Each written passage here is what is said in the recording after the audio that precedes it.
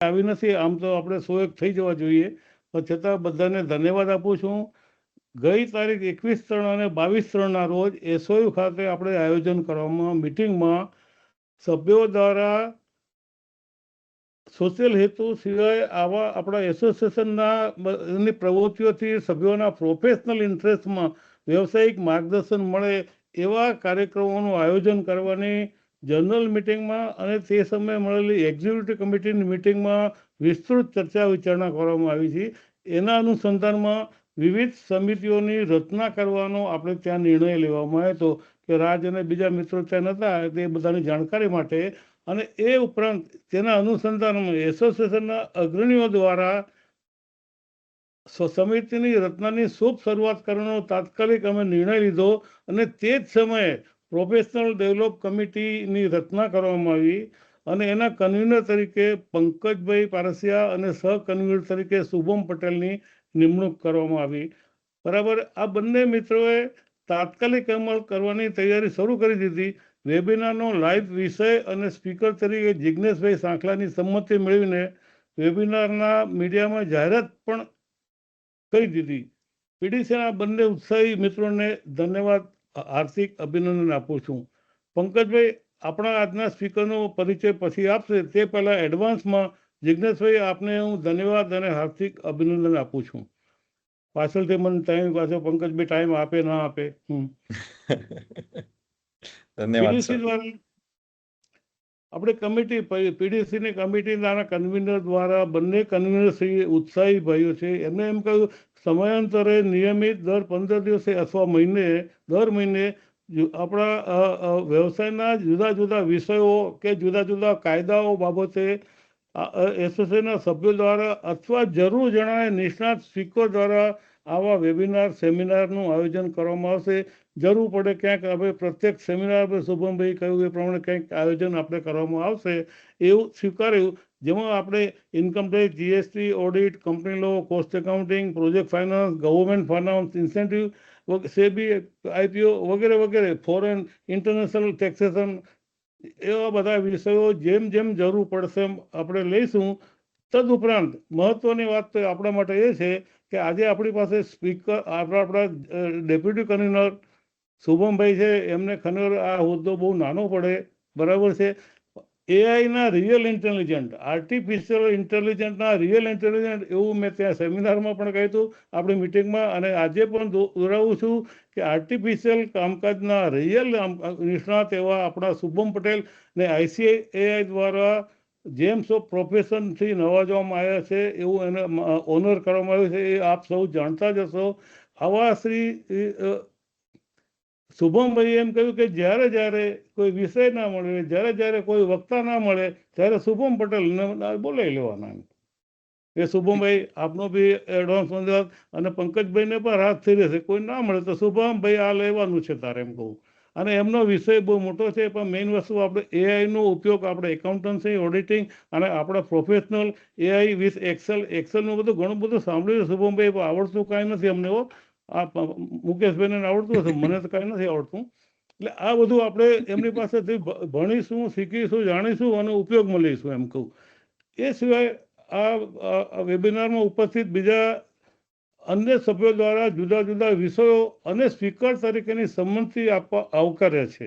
અને એ આ બધા મિત્રોને એમના સૂચનો, સજેશન માટે પંકજભાઈ શુભમ પટેલનો સંપર્ક કરવા વિનંતી, જેથી કરીને સમયાંતરે અલગ અલગ વેબિનારમાં આપણે અલગ અલગ વિષયો, અલગ અલગ નિષ્ણાતો દ્વારા આપણે જાણકારી પ્રાપ્ત કરીએ. પીડીસી ઉપરાંત જરૂરિયાત મુજબ અન્ય સમિતિની રચના કરવાનો પણ સૈદ્ધાંતિક રીતે આપણે સ્વીકાર કર્યો છે. એમાંથી જેમ જેમ સમય જશે એમ જુદા જુદા વિષયોની, જુદા જુદા ફેકલ્ટીની આપણે નવી કમિટીઓ પણ બનાવીશું, અને જેથી કરીને એ પંકજભાઈ અને શુભમની સાથે સાથે અન્ય કમિટીઓ પણ વેબિનાર, સેમિનાર વગેરેનું આયોજન કરતા રહે. મિત્રો, વધારે સમય ન લેતા આગળની કાર્યવાહી કરવા માટે હું પંકજભાઈને વિનંતી કરું છું. પંકજભાઈ. ધન્યવાદ પ્રમુખશ્રી. આજે કેકેપી સનાતન સીએસીએસ અને સીએમએ પ્રોફેશનલ્સ પ્રેરિત અને પ્રોફેશનલ ડેવલપમેન્ટ કમિટી દ્વારા આયોજિત પ્રથમ સેમિનારમાં આપ સૌનું હું સ્વાગત કરું છું. ઇન્દોર ખાતે આપણે ભેગા થયા ને ત્યારે એસોસિએશનના આપણે ઉદ્દેશો નક્કી કર્યા હતા, પણ એનો અમલ કરવામાં સહેજ વિલંબ થયો છે. પણ એસઓએ ખાતે મળ્યા અને એ જ ઉત્સાહ સાથે આપણે કમિટીની રચના થઈ અને આપણે આ વખતે હવે સહેજ પણ વિલંબ કર્યા વગર આ સેમિનારનું આયોજન કરવાનું નક્કી કર્યું. અને આમ જોવા જઈએ ને તો એ રાત્રે જયારે બધા એકદમ રિલેક્સ મૂડમાં બેઠા હતા ને ત્યારે જ વિષય આપણે વિચારીને નક્કી કરી લીધો હતો. વક્તા તરીકે આપણે આમંત્રણ આપ્યા, એમાં જિજ્ઞેશભાઈ સાંખલાએ પોતાની ઈચ્છા દર્શાવીને ખૂબ સરસ રીતે આપણે એમને અહીંયા વધાવી પણ લઈએ કે આપણને સામેથી જે વક્તા મળ્યા છે એ એમના જ્ઞાનનો લાભ આજે આપણને આપવાના છે. સાથે સાથે બીજા પણ મિત્રો, જેમ આર્યન સાહેબે કીધું એમ, પોતાના વિષય સાથે જો અમારો સંપર્ક કરશે તો આપણે એ પ્રમાણે સત્વરે સમયાંતરે અલગ અલગ સેમિનારનું આયોજન કરી શકીશું. સાથે મારે સૌ મેમ્બર્સનો આભાર ખાસ એટલા માટે માનવો છે કે જે દિવસે 22 તારીખે રાત્રે 48 મેમ્બર આ એસોસિએશનમાં જોડાયેલા હતા, એ આંકડો ખૂબ જ ઝડપથી 128 સુધી પહોંચાડ્યો છે આપ સૌએ. અને એમાં પણ થોડીક ટેકનિકલ ખામીના લીધે ઘણા બધા મિત્રો જોડાઈ નથી શક્યા, તો એ પણ સત્વરે પોતાનું રજીસ્ટ્રેશન કરી નાખશે. અને આ ગ્રુપમાં કોઈ પણ મેમ્બર એસોસિએશનનો મેમ્બર ના હોય એવું ના બને, એ રીતે આપણે આગળ વધીએ. વધુ હું વાત નથી કરતો, ઘણું બધું સાહેબે કહી દીધું છે. હું શુભમને વિનંતી કરીશ કે આજના આપણા વક્તા જિજ્ઞેશભાઈ સાંખલાનો પરિચય આપે અને પછી આપણે એમને સાંભળીએ, એમના જ્ઞાનનો લાભ લઈએ. Over to Shubham. સાચી વાત છે Pankajbhai. So let's introduce our speaker. So Jai Lakshmi Narayan Badhane. It is my privilege to introduce our esteemed speaker for today's session, CA Jignesh Sureshbhai Sakhla. He is from Chhatrapati Sambhajinagar. He is a fellow CA qualified in 2013 and holds multiple prestigious certifications including BISA, FAFT, Certified Bank, Concurrent Bank Auditor. He is partner at SNGP and Company and brings with him rich professional experience across diverse areas such as project finance, income tax, statutory audit, SOP designing, and financial planning advisory. Apart from his practice, he is also actively contributing to the profession as a faculty for orientation and MCS programs conducted by ICAI, shaping the next generation of the chartered accountants. With his deep expertise and practical insights, we are confident that today's session will be extremely valuable and enriching for all of us. Let us warmly welcome CA Jigneshbhai Sakhla. Over to you, Jigneshbhai. ધન્યવાદ શુભમભાઈ. હું start કરું session એના પહેલા બધા મારા સિનિયર્સને જય લક્ષ્મીનારાયણ. અને ધન્યવાદ પંકજભાઈ, તમે આટલા જલ્દી મારો મેસેજ જોઈને ઇમિડિયેટલી અપ્રૂવ કરી દીધું કે આપણે એક સેશન લઈ લેશું, જેટલા ફાસ્ટ થશે એટલા ફાસ્ટ. સો મેં મેસેજ મોકલ્યો બપોરના ને આઈ ગેસ ઇવનિંગમાં એમનો રિપ્લાય આવી ગયો કે તમે રજીસ્ટ્રેશન કરી નાખો ને આપણે આ ટોપિક લેવાનું છે. સો ધન્યવાદ પંકજભાઈ. હું ટ્રાય કરીશ કે જે મને ટોપિક આપેલું છે એને પૂરું હું જસ્ટિફાય કરીશ ને આપણા જેટલા પણ ડાઉટ્સ છે તે હું પ્રેક્ટિકલ એક્ઝામ્પલ્સ લઈને આપણે બધા સોલ્વ કરી શકશું. સો હું જસ્ટ મારી સ્ક્રીન શેર કરી દઈ. મારી સ્ક્રીન દેખાતી છે? Yes, visible. Thank you. So મને આજનું ટોપિક આપણું છે સેક્શન 194T, જે કે આપણે નવું નહીં કહી શકીએ. It was introduce in 2024 budget actually, પણ એ લોકોએ એક વર્ષ એનું આગળ ઇમ્પ્લિમેન્ટેશન લેટ કર્યું હતું. સો ફાઇનાન્શિયલ 25-26 આપણે આ બજેટનું અમેન્ડમેન્ટ એપ્લિકેબલ છે. એમ તો આપણે થોડાક મોડા થઈ ગયા છીએ આ સેક્શન ને બધું સ્ટડી કરવા માટે, બટ કે છે ને જબ જાગો તબ સવેરા. So let's start with section 194T. આનામાં જે પણ એપ્લિકેબિલિટી હતી, મોસ્ટલી એન્ટ્રીઝ તો આપણે બધા 31 માર્ચના જ બધા પાસ કરતા છીએ આપણે. સો આપણે શું કવર કરવાના છીએ, બે પાર્ટમાં ડિવાઈડ કર્યું છે. ફર્સ્ટ પાર્ટ આપણે શું લેજિસ્લેટિવ ઇન્ટેન્ટ હતું, આ સેક્શન આવ્યું છે નવું, પછી આને કોરિલેટ કરશું વિથ સેક્શન 40B 40A સાથે પણ એને આપણે કોરિલેટ કરશું. પછી કેમ આની એપ્લિકેબિલિટી રહેશે, કેને TDS કરવાનું રહેશે, કેને નથી કરવાનું, શું સ્પેશિયલ કેસીસ છે આપણે કંઈ ડિસ્કસ કરશું. 3CD માં પણ આનું કઈ રિપોર્ટિંગ રહે છે તે પણ આપણે ડિસ્કસ કરશું, અને કયા આપણે ક્યાં કોમન મિસ્ટેક્સ આપણે કરતા હશું કે કરી શકશું તે આપણે ડિસ્કસ કરશું.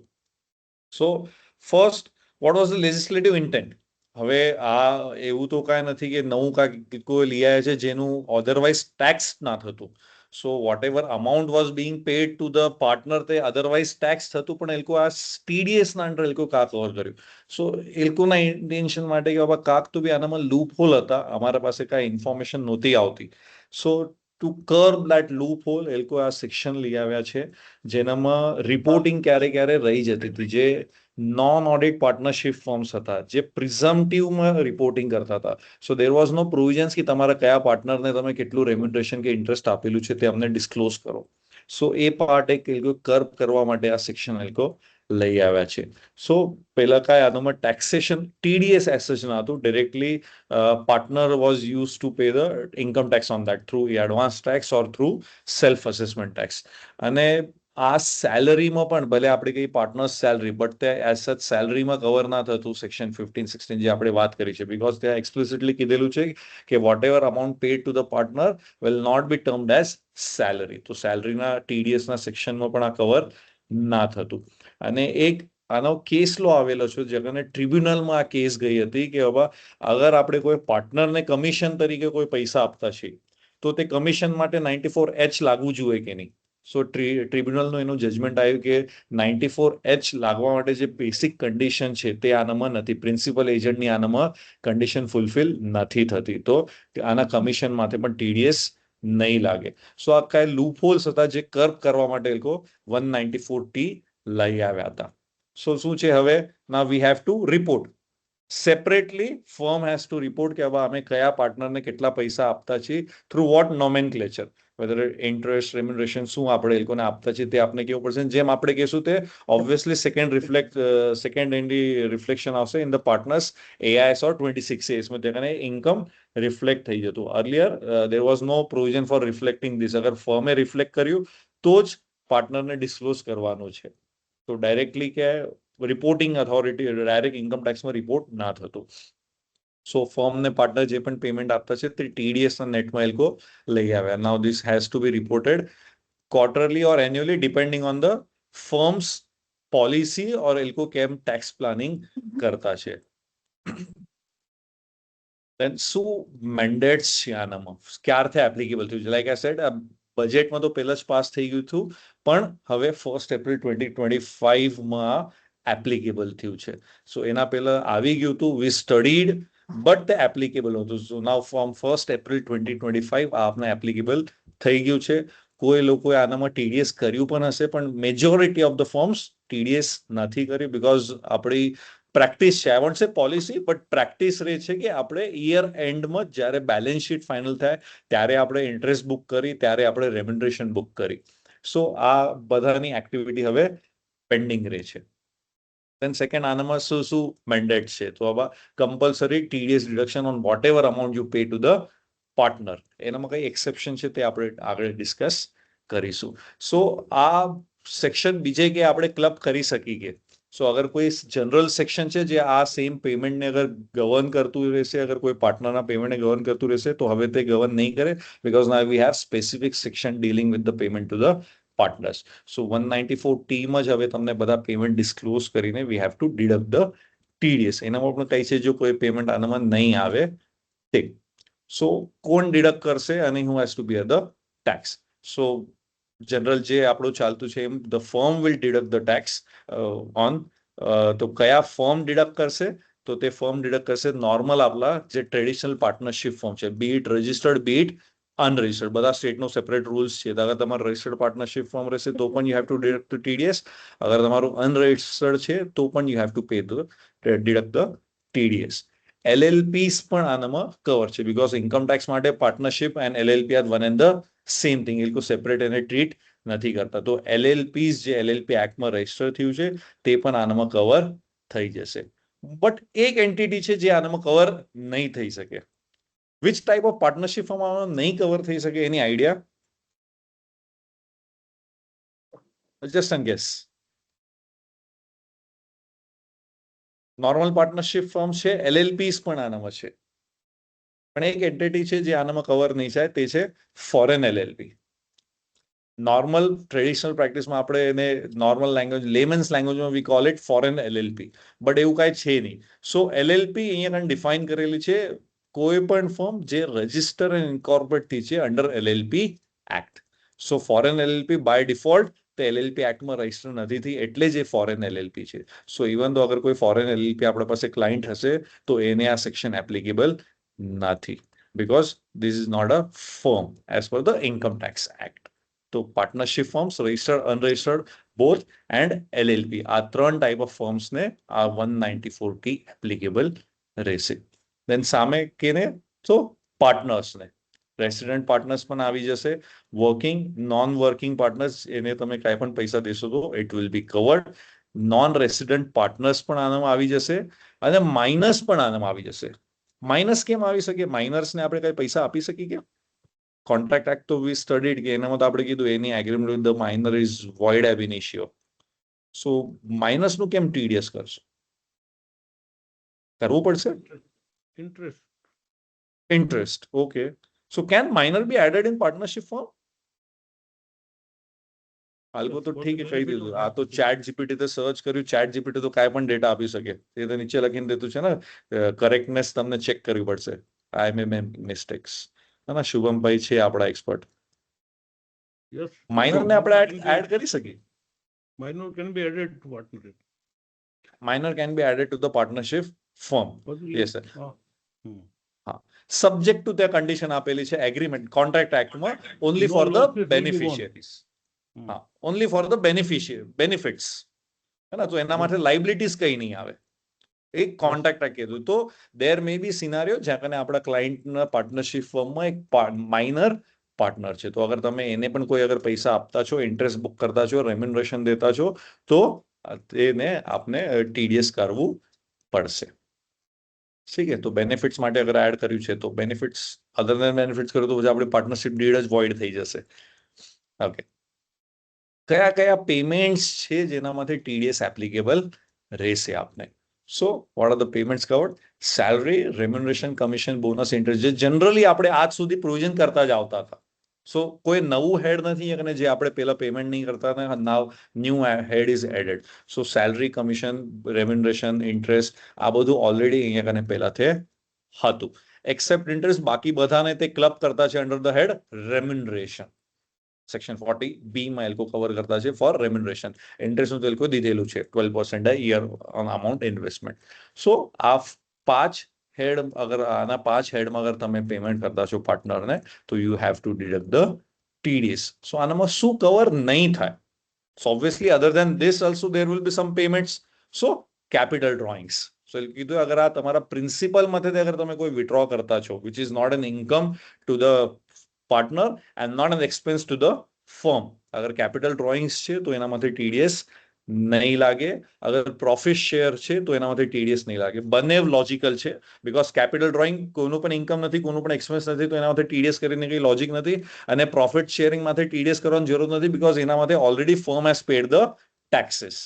સો અગેન એક ઇન્કમમાંથી ડબલ ટેક્સેશન નહીં થાય. So that's why these two heads are kept aside. Capital ડ્રોઈંગમાંથી તમને ટીડીએસ કરવાની જરૂરત નથી, અને પ્રોફિટ શેરિંગ અગર તમે આપતા છો, જે at the time of balance sheet finalization જ આપણી એન્ટ્રી આવે છે, એના પર ટીડીએસ આપને કરવાની જરૂરત નથી. તો 5 હેડ્સ કવર છે: salary, remuneration, commission, bonus and interest, અને capital drawings and profit sharing એ એપ્લિકેબલ, એના પર ટીડીએસ એપ્લિકેબલ નથી. સો કેટલું ટીડીએસ આપને કરવાનું રહે છે? સો નાવ આપણે બધા બેસિક સ્ટડી કરી જ લીધી છે. 10% ટીડીએસ સ્લેબ એ લોકોએ ઇન્ટ્રોડ્યુસ કર્યો છે. લોજિક કાંઈ નથી. Their purpose was just to get a reporting કે કેટલું અમને એક પાર્ટનરશિપ ફર્મ પાર્ટનરને રેમ્યુનરેશન કે ઇન્ટરેસ્ટ આપતું છે. So this could have been 1%, but એ લોકોએ 10% કર્યું, અઝ્યુમિંગ કે બાબા બધા જ પાર્ટનર 30%ના સ્લેબમાં આવી જશે. But not necessary. કોઈ હવે જેમ last year they have change the slabs 12 lakh rupees. So 12 lakh રૂપિયા સુધી અગર મને ટીડીએસ લાગવાનું, ઇન્કમ ટેક્સ જ નથી લાગવાનું, ઇવન ધો આઈ એમ ડ્રોઈંગ 6 લાખ રૂપીસ યર રેમ્યુનરેશન, મને તો પણ ઇન્કમ ટેક્સ નહીં આવે. But still they kept at 10%. So 10% TDS આપને કરવાનું રહેશે. So આનામાં થ્રેશોલ્ડ આપે, લાઈક ઓલ ધ સેક્શન્સ, અહીંયા કને પણ થ્રેશોલ્ડ લિમિટ છે. 20,000 ના નીચે અગર તમારું પેમેન્ટ છે તો ટીડીએસ એપ્લિકેબલ નથી. Which payment? Bonus, interest, remuneration, commission અને સેલરી. આ પાંચે અગર પકડીને ટોટલિટી અગર તમારું ગ્રોસ 20,000 ના નીચે છે તો there will be no TDS. Logically I don't find કે આ 20,000 ના નીચે કદી આવવાનું છે, બીકોઝ 40Bs સેઝ કે અગર તમારો લોસ છે તો you can pay 3 lakh rupees remuneration. So 3 lakh તો એનીવેઝ આપને અલાઉ છે દેવાનું, તો why will pay 20,000 or lower than 20,000, but still for the sake of giving threshold limit એ લોકો 20,000 આપેલી છે. દેન અગર તમારા પાસે પેન નથી તો 20% તમને આપવાનું છે. પેન આધાર અગર લિંક કરેલું નથી, but again practically I don't think કોઈ પાર્ટનર હશે જેનું પેન આધાર આજ સુધી લિંક નથી કરેલું, જેનું પાર્ટનરશિપ ફોર્મ છે. ઇન્ડિવિજ્યુઅલ્સ રેટ છે, હજી પણ ઇન્ડિવિજ્યુઅલ્સ બહુ બધા કેસીસ આવતા છે જેનું પેન આધાર લિંક નથી, પણ એવો ઇન્ડિવિજ્યુઅલ જેનું પાર્ટનરશિપ ફોર્મ છે, જેને ટેક્સ પે કરવાનું આવતું છે એને, અને એનું પેન આધાર લિંક નથી, એવું મારા નજરમાં તો નથી. પણ અગર કોઈ હશે સો ધ 20% આપને TDS એનું કરવાનું રહેશે. દેન અગર થ્રેશોલ્ડ લિમિટ ક્રોસ થઈ ગઈ સો 20,000 ના માથેનું નહીં, બટ કમ્પ્લીટ અમાઉન્ટ માટે આપણે TDS કરવાનું છે, જે કે બાકી સેક્શન્સમાં પણ સેમ લોજિક ચાલતું છે. 194C માં પણ તેમ છે. 1 લાખ ક્રોસ થયું તો સ્ટાર્ટિંગથી તમને TDS કરવાનું રહેશે. સો આ 3 એ લોકો લિમિટ આપેલી છે. 20,000 ના નીચે રહેશે તો કરવાની જરૂર નથી. 20,000 ક્રોસ થયું તો કમ્પ્લીટ અમાઉન્ટ માટે આપણે TDS કરવું રહેશે. ને અગર પેન આધાર લિંક નથી તો 20% યુ હેવ ટુ ડિડક્ટ. આનામાં એક કેચ છે, લાઈક જેમ લાસ્ટ સ્લાઇડમાં વી સો કે હવે NRI ને પણ અગર તમારો પાર્ટનર હશે, એને અગર તમે કઈ દેતા છો પેમેન્ટ્સ તો TDS વિલ બી એપ્લિકેબલ. અહીંયા કને we so rate at 10% flat, but in case of NRI ત્યાં કને ફ્લેટ રેટ્સ નથી. So there you have to add surcharge if applicable, then education says, higher education says પણ તમને add કરવો પડશે. સો ત્યાં કને અગર આપણે ફ્લેટ 10% કરી નાખશું સો એ ગલત થઈ જશે, કમ્પ્લાયન્સનો આપણો મિસમેચ આવશે. તો there you have to keep an eye કે અગર NRI પાર્ટનર છે તો આપને surcharge education cess whatever applicable તે આપને એડ કરીને એને TDS કરવાનું રહેશે. Only in case of NRI, other than NRI ની જરૂરત નથી. બાકીને બધાને flat 10% without adding any surcharge or education cess. There was a time જ્યારે બેસિક પ્લસ સેઝ આપને કરવાનું છે. આનંદ પટેલ સરને ખબર હશે, બહુ there was once upon a time basic rate plus education says we had to add. So but હવે તે લોકો કાઢી નાખ્યું છે. Only in case of NRI you have to add. So when TDS will be applicable or rather ક્યારે તે due થઈ જશે. સો જેમ બાકી બધા સેક્શન્સમાં વર્ક કરતું છે same payment or credit whichever earlier. અગર આપણે એડવાન્સ પેમેન્ટ આપી દીધું તો પેમેન્ટ ડેટ પર તમને TDS આવી જશે. અગર તમે ક્રેડિટ કરી દીધું, એન્ટ્રી પાસ કરી દીધી જર્નલ એન્ટ્રી, તો on that journal entry date. હવે અહીંયા ખાલી કન્ફ્યુઝન એ જ છે કે ક્રેડિટની તો આપને સમજાતું છે. હવે મેં એન્ટ્રી પાસ કરી દીધી ઇન્ટરેસ્ટ ઓન કેપિટલ અકાઉન્ટ, તો પછી મેં interest on capital to partner, તો મને ખબર છે now have credited in the books, તો મને TDS કરવું પડશે. But in case of actual payment, how I can say કે હવે આ મારું જે પેમેન્ટ છે મારું કેપિટલ ડ્રોઈંગ્સ છે કે પછી ઇન્ટરેસ્ટ છે મારું. So now it has to be deal in case to case basis. અગર તમારું કેસ છે જે જનરલ મેજોરિટી ઓફ લોક ફોલો કરતા છે કે ડ્યુરિંગ ધ યર જે પણ મારા પેમેન્ટ્સ છે, રિસિટ્સને તો કાંઈ લેવું દેવું નથી. અગર પેમેન્ટ છે I treat it as capital drawings, અને 31st માર્ચમાં જ I will record the entry for interest and remuneration. So during the year તમારા જેટલા પણ પેમેન્ટ છે એના પર TDS નહીં આવે. Subjective you are calculating it as a capital drawing and not the remuneration. અગર તમારા કોઈ ડીડમાં, પાર્ટનરશિપ ડીડમાં અગર લખેલું હશે કે મંથલી સેલરી પે કરવાની રહેશે, મે બી ફિક્સ્ડ અમાઉન્ટ ઓર કંઈક ત્યાં ફોર્મ્યુલો આપેલો હશે, તો પછી ત્યાં there will be deadline, due date તમારી રહેશે, ડ્યુ થઈ જશે TDS as per that partnership deed clause. અગર મંથલી છે તો મંથલી તમને TDS કરવાનું રહેશે, અગર ક્વાર્ટરલી છે તો ક્વાર્ટરલી. બટ જનરલી જે ડીડ્સ આપણે બનાવતા છીએ એનામાં આપણે લખીએ છીએ last year, last day of financial year આપણે ત્યાં ઇન્ટરેસ્ટ અને રેમ્યુનરેશન ક્રેડિટ કરશું. સો પાર્ટ એ જે આપણો કેસ એ છે, ક્રેડિટ ઇન બુક્સના ડેટ પર આપણું બધું તે ડ્યુ થઈ જશે. સો ડ્યુ ડેટ્સ આપણે બધાને ખબર છે. અગર હું એપ્રિલ ટુ ફેબમાં કંઈ પણ અગર એન્ટ્રી કરતો છું તો 7th of next month I have to pay. અને અગર માર્ચમાં કરતો છું તો મારી ડેડલાઇન ડ્યુ ડેટ આવશે 30th April four making the payment of TDS, which will be in the most of the cases આપને 30 એપ્રિલ સુધી જ આપને TDS પે કરવાનું છે. એન્ડ એ જ આપણા માટે પ્રોબ્લેમેટિક છે. 30 એપ્રિલ સુધી વી નો કે આપને કેટલું ઇન્ટરેસ્ટ દેવાનું રહેશે, but how to calculate the remuneration, હે ને, તે તો સર્ક્યુલર રેફરન્સ આવી જશે. પહેલા રેમ્યુનરેશન કરું કે પ્રોફિટ કરું, વોટ આઈ શુડ ડુ. સો તે એક problem will discuss that practical cases આપને જે પ્રોબ્લેમ આવતા છે તે. સો બંને વખતે જે પહેલા આવશે it will trigger the tax liability and you have to pay April to Feb 7th of the next month અને અગર માર્ચમાં છે તો 30th એપ્રિલ જે નોર્મલી આપણે અધરવાઇઝ બીજા બધા સેક્શન્સમાં કરતા છીએ. ઠીક છે. હવે આ એક આપણે ધ્યાનમાં રાખવા જેવું હોય છે, ખાલી પોઈન્ટ આપણે બધા રાખતા જ છીએ, એનું કાંઈ એવું નથી હે ને. સો અગર આપણે 31st માર્ચની જ એન્ટ્રી બુક કરતા છીએ so it will be by default triggered on 31st March. હવે પ્રોબ્લેમ શું છે, આપણી બધાની બેલેન્સ શીટ્સ ફાઇનલ થતી છે. લેટ્સ સે નોન ઓડિટ વાળી પાર્ટનરશિપ ફોર્મ છે તો જુલાઈમાં મારી બેલેન્સ શીટ ફાઇનલ થશે. ડ્યુ ડેટ ચેન્જ કરી દીધી ઓગસ્ટમાં. સો અગર જુલાઈ ઓગસ્ટમાં અગર મારી બેલેન્સ શીટ ફાઇનલ થતી છે but still I will record entry on 31st March. So technically, I am liable to deduct and pay TDS on 30th April, and accordingly, I have to report the entries in TDS return by 31st May. So આ આપણે હવે practical problem આપણા સામે આવી ગયું છે. શું કરો? બેકડેટેડ એન્ટ્રી તો આપણે કરી દીધા છે બીકોઝ તે પ્રેક્ટિકલી એવું જ ચાલતું છે હે ને. ઇન્ટરેસ્ટ કેલ્ક્યુલેટ કરી, રેમ્યુનરેશન કેલ્ક્યુલેટ કરી. Once I have the PN final PNL I calculate the remuneration and accordingly 31st માર્ચના હું એન્ટ્રી પાસ કરી દઈશ રેમ્યુનરેશન ટુ પાર્ટનર્સ. બટ અગર હું 31st માર્ચના હવે એન્ટ્રી પાસ કરીશ તો મારું TDS પણ 31st માર્ચ જ ટ્રિગર થઈ જશે. સો ત્યાં કને અગેન કયા પ્રોબ્લેમ્સ આપને આવી શકે છે. અધરવાઇઝ વી ઓલ નો શું શું પ્રોબ્લેમ હશે વિલ ડિસ્કસ. ઠીક છે. સો આ એક આપણે ધ્યાનમાં રાખવું પડશે. અગર જૂન જુલાઈમાં અગર આપણે બેલેન્સ શીટ ફાઇનલ કરતા છીએ તો 31st માર્ચમાં શું શું આપણે પ્રોબ્લેમ આવશે. શું કમ્પ્લાયન્સ રિક્વાયરમેન્ટ્સ શું છે અગર તમે TDS અગર કરતા છો? સો nothing new actually.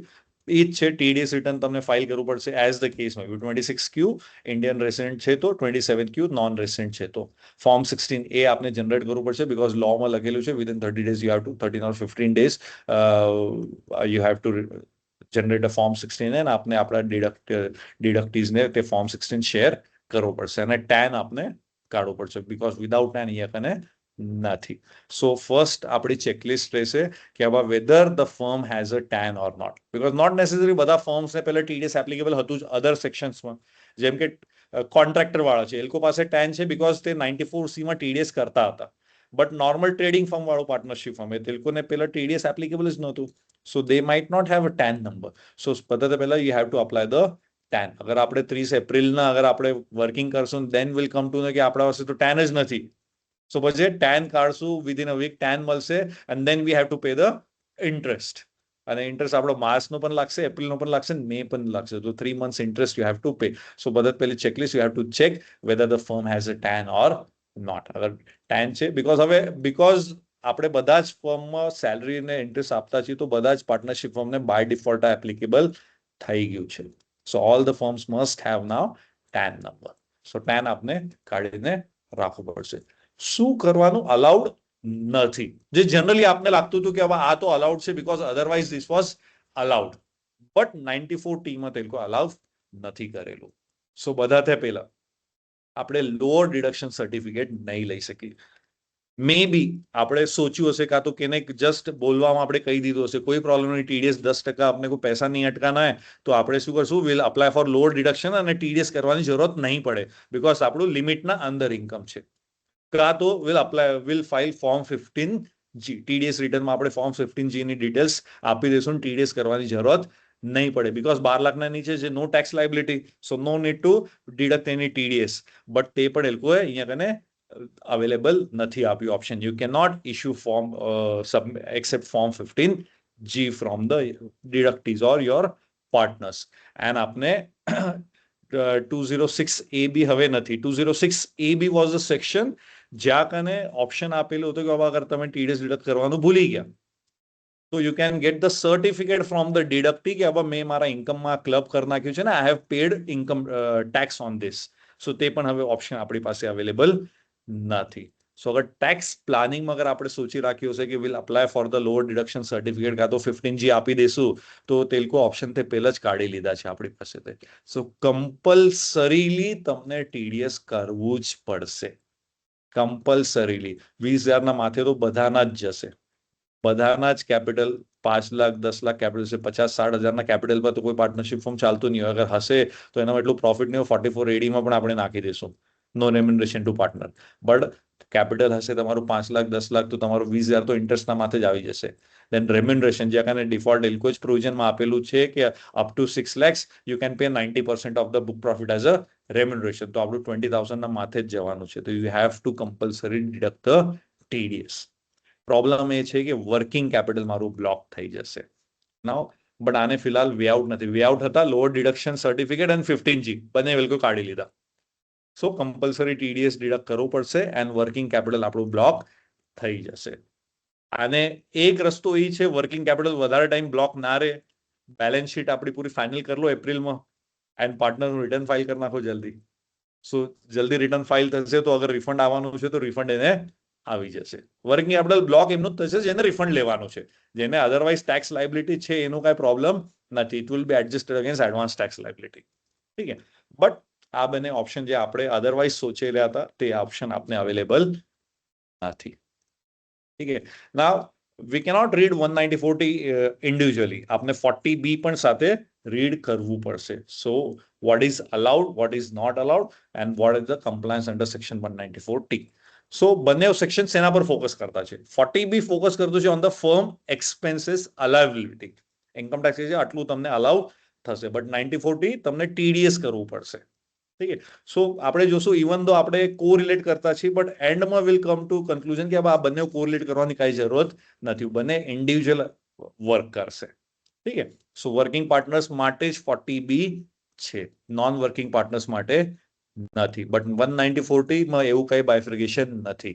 Only partners લખેલું છે. It covers both your working as well as non working partners. તો અગર તમે વર્કિંગ પાર્ટનરને આપતા છો તો પણ તમને TDS કરવું પડશે. નોન વર્કિંગને આપતા છો તો પણ તમને TDS કરવું પડશે.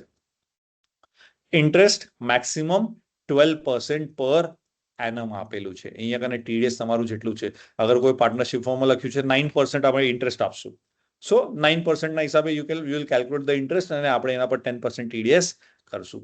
વોટ ઇફ કોઈ ફર્મે ઇન્ટરનલી ડિસાઇડ કર્યું ઓર એ લોકોના પાર્ટનરશિપમાં લખેલું છે કે અમે 24% થી અમે ઇન્ટરેસ્ટ આપશું પાર્ટનર. બીકોઝ માર્કેટમાં 2% પૈસા મળતા છે. સો આપણે પોતનું નુકસાન કેવું, પાર્ટનરે પણ ક્યાંકથી પૈસા લઈને આપ્યા હશે તો આપણે 2% અ મંથ એટલે 24% આપણે ઇન્ટરેસ્ટ એમને આપશું. સો પછી 40B તો અલાઉ કરશે 12% ઓનલી. બાકીનું માથેનું જે 12% છે તે ડિસઅલાઉ થઈ જશે બીકોઝ એના માથેનો અલાઉડ નથી. 194T માં TDS આપને કેટલા પર કરવું પડશે? 12% ઓર 24%? જેટલું અલાઉડ છે 40B માં એટલા પર જ આપણે TDS કરશું કે એકચ્યુઅલ જે આપણે કેલ્ક્યુલેટ કરશે એઝ પર પાર્ટનરશિપ ડીડ કાં તો એ લોકોનું ઇન્ટરનલ રિઝોલ્યુશન શેના પર આપણે TDS કરવું પડશે? 12 ઓર 24? યસ. આપણે થોડુંક ઇન્ટરેક્ટિવ રાખશું ને તો મજા આવશે. આપણે બધા કનેક્ટેડ રહેશું. તમે અગર કોઈ મેસેજ અગર મૂકતા છો તો મેં મેસેજનું બંધ કરી રાખ્યું છે. Okay, I'll just open it. Salary also. हाँ 24%. ओके मैं चैट बॉक्स ओपन कर लेता हूँ. ओके ठीक है. सो 24% करेक्ट. सो 40B નું અહીં 94T થી કઈ લેવું દેવું નથી. સો કાલે 40B કહેશે ઇન્ટરેસ્ટ કમ્પ્લીટલી ડિસઅલાઉડ, 0% ઇન્ટરેસ્ટ આપવાનો તો પણ તમારી પાર્ટનરશિપ ડીડમાં તમે ક્લોઝ નાખેલો છે કે 20% ઇન્ટરેસ્ટ આપશો and still you are crediting that interest તો TDS એપ્લિકેબલ થશે. ઓનલી પ્રોબ્લેમ ઇઝ ફર્મને તે ડિડક્ટ નહીં થાય ઇન્ટરેસ્ટ અમાઉન્ટ બીકોઝ તે ડિસઅલાઉ થઈ જશે. Same with the remuneration also. ઠીક છે. So same with the remuneration. અગર રેમ્યુનરેશન ત્યાં જે સ્લેબ આપેલા છે તે સ્લેબથી વધારે તમે આપતા છો તો તમને 40B માં તો ડિસઅલાઉ થઈ જશે બટ 94T માં તમને TDS કરવું પડશે ઓન એકચ્યુઅલ બેસિસ. ત્યાં તમને ઓપ્શન નહીં રહે કાંઈ. So there are two different things જે આપને ધ્યાનમાં રાખવી પડશે. 40B is only for the allowability કે PNL માં કેટલું આપને અલાઉ થશે, ITR માં કેટલું અલાઉ થશે બટ 194T ને અલાઉબિલિટી તે કાંઈ લેવું દેવું નથી. કોઈ અમાઉન્ટ તમારી ડિસઅલાઉ પણ થતી હશે તો પણ એના પર TDS તમને કરવું પડશે. સેકન્ડ, અગર 40B માં તમને અગર ઇન્ટરેસ્ટ કે કાંઈ આપવું છે તો it has to be authorise by the partnership deed. અગર પાર્ટનરશિપ ડીડમાં છે તો જ તમે આપી શકો, નહીં તો તે અલાઉ નહીં થાય. અગર આપણે કોઈ સ્ક્રુટની કેસીસ હેન્ડલ કર્યા છે એનામાં પ્રોબ્લેમ આવી શકે.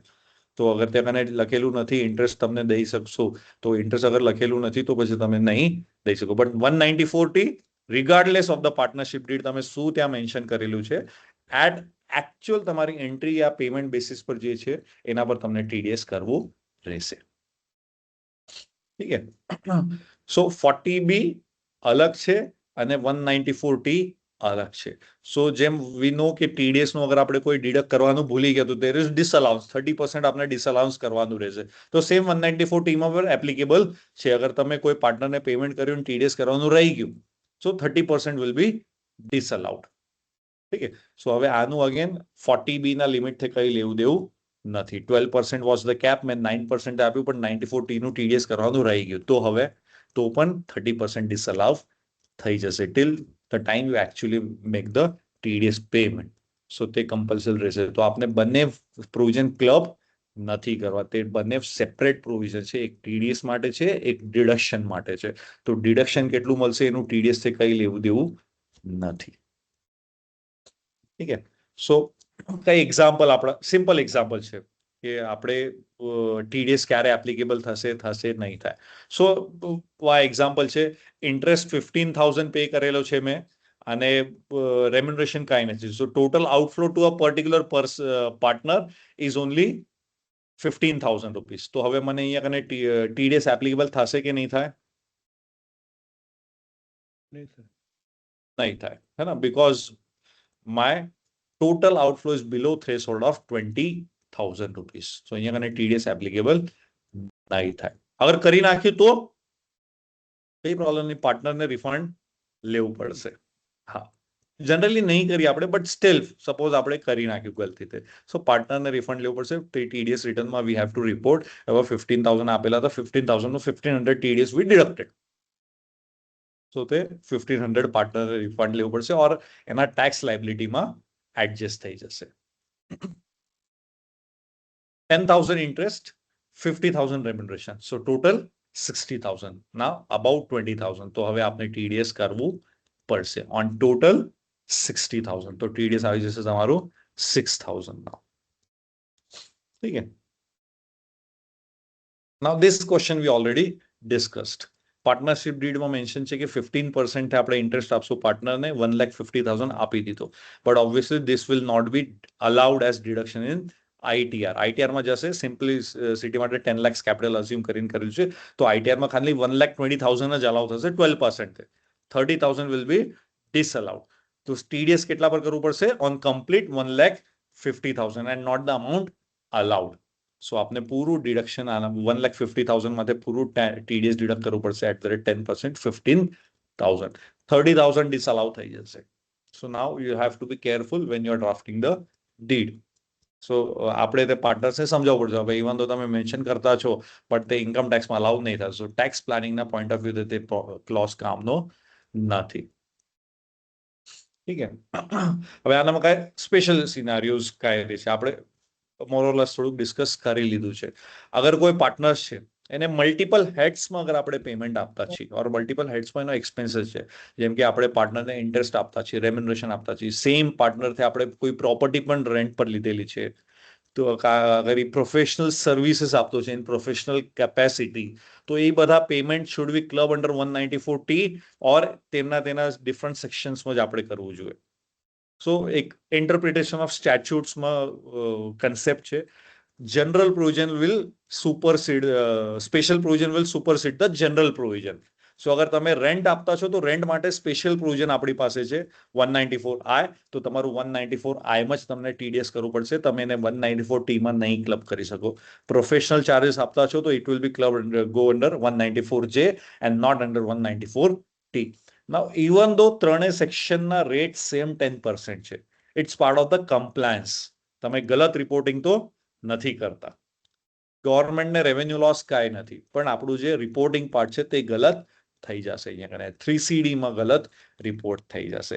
સો તે ના થવું જોઈએ. એટલે સ્પેશિયલ પ્રોવિઝન છે તો સ્પેશિયલ પ્રોવિઝન તમારા તે સેક્શનને એપ્લિકેબલ થશે. 94J નું 94J માં જ રહેશે, તે 94T માં ક્લબ નહીં થાય. 94A નું 94T માં ક્લબ નહીં થાય. પણ સપોઝ તમે લોન અગર લીધેલું હશે, લોન ફ્રોમ પાર્ટનર, કોઈ ફોર્મ્સમાં હોય, જનરલી વી ક્લબ ઇન્ટુ કેપિટલ ઓનલી. પણ અગર કેને બતાવેલું છે લોન ફ્રોમ પાર્ટનર અને આ લોન પર અગર તમે આજ સુધી 94A માં ટીડીએસ કર્યું હશે, ઇન્ટરેસ્ટ ઓન લોન, તો now it will be club under 194 T, because we didn't have the special provision for deduction of TDS on payments to the partner. એટલે આપણે 94A જે જનરલ ઇન્ટરેસ્ટનું પ્રોવિઝન છે તેના પર આપણે TDS કર્યો છે, પણ હવે તે 94T માં ક્લબ થઈ જશે. બીકોઝ ફોર ઇન્કમ ટેક્સ એને લોન અને કેપિટલ થી બાયફર્ગેશન નથી ઇન્કમ ટેક્સમાં. ઇન્કમ ટેક્સમાં whatever amount you are taken from the partner and interest તમે જે આપતા છો તે ઇન્ટરેસ્ટ સેમ જ એને કાઉન્ટ કરશે. ઇન્ટરેસ્ટ ફ્રોમ લોન અને ઇન્ટરેસ્ટ ફ્રોમ કેપિટલ તે સેપરેટ કાઉન્ટ નહીં કરે.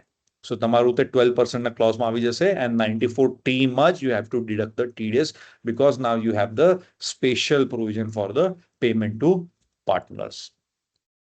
Then LLP અને ટ્રેડિશનલ ફોર્મ્સમાં શું છે? તો વી ઓલરેડી સીન કે આવા ઇન્કમ ટેક્સ બાયફર્ગેશન નથી કરતું, બંનેને સેમ ટ્રીટમેન્ટ આપતું છે.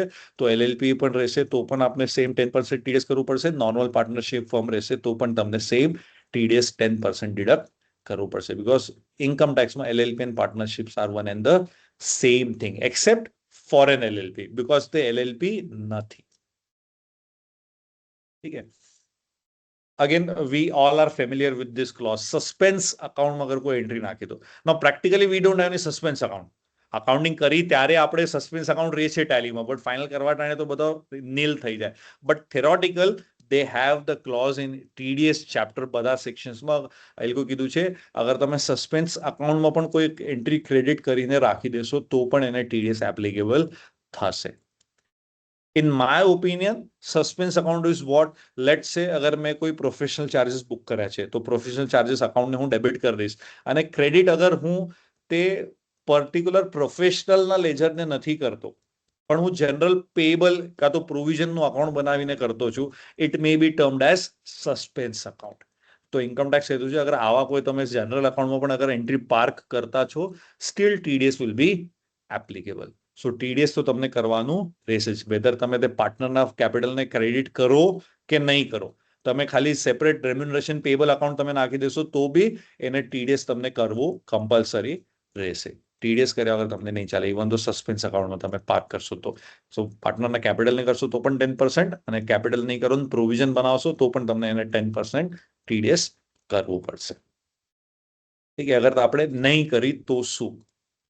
So we all know what are the consequences of the non-compliance, but just again આપણે પાછું જોઈ લેશું. So 30% we already seen 40AIA માં 30% amount will be disallowed. તમે જે પણ એક્સપેન્સ કરો છો 30% earlier again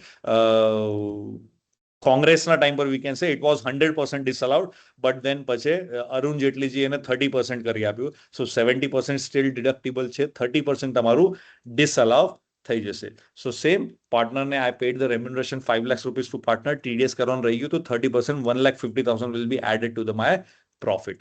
પાર્ટનરને કેટલા પર ટેક્સ ભરવું પડશે? 5 lakhs or 3,50,000? 5 lakhs. હે ને? સો ત્યાં કાને એને ઓપ્શન નથી કે હવે ત્યાં કાને મારું ડિસઅલાઉ થઈ ગયું હતું એટલું 30%, તો અહીંયા કાને હું ખાલી 70% પર જ હું ટેક્સ પે કરીશ, તો તે ઓપ્શન નથી આપેલું. ઠીક છે. સો 30% તમારું ડિસઅલાવ થઈ જશે, but partner has to pay tax on complete 100%. Then second રહેશે અગર આપણે લેટ પેમેન્ટ કરશું તો there is a clause for interest. 1% and 1.5% બે આપેલું છે. અગર આપણે ડિડક્ટ જ નથી કર્યું, નોટ ડિડક્ટેડ, તો 1% આપશે till the time you deduct the TDS. અને ડિડક્ટ કરી દીધું છે પણ આપણે પે નથી કર્યું તો 1.5% પર મંથ આપણે ઇન્ટરેસ્ટ પે કરવું પડશે till the time we actually make the payment. So અગર આપણે જુલાઈમાં એન્ટ્રી પાસ કરતા છીએ 31 માર્ચની તો પછી 1.5% આપણે પે કરવાનું રહેશે. બીકોઝ આપણે 31 માર્ચમાં તો એન્ટ્રી રેકોર્ડ કરી જ દઈશું TDS ડિડક્ટેડ. હે ને? અધરવાઇઝ આપણા 3CD માં ક્લોઝ આપણે નેગેટિવ રિપોર્ટિંગ કરવી પડશે કે TDS ડિડક્ટ નથી કર્યું તો 30% ડિસઅલાવ થઈ જશે.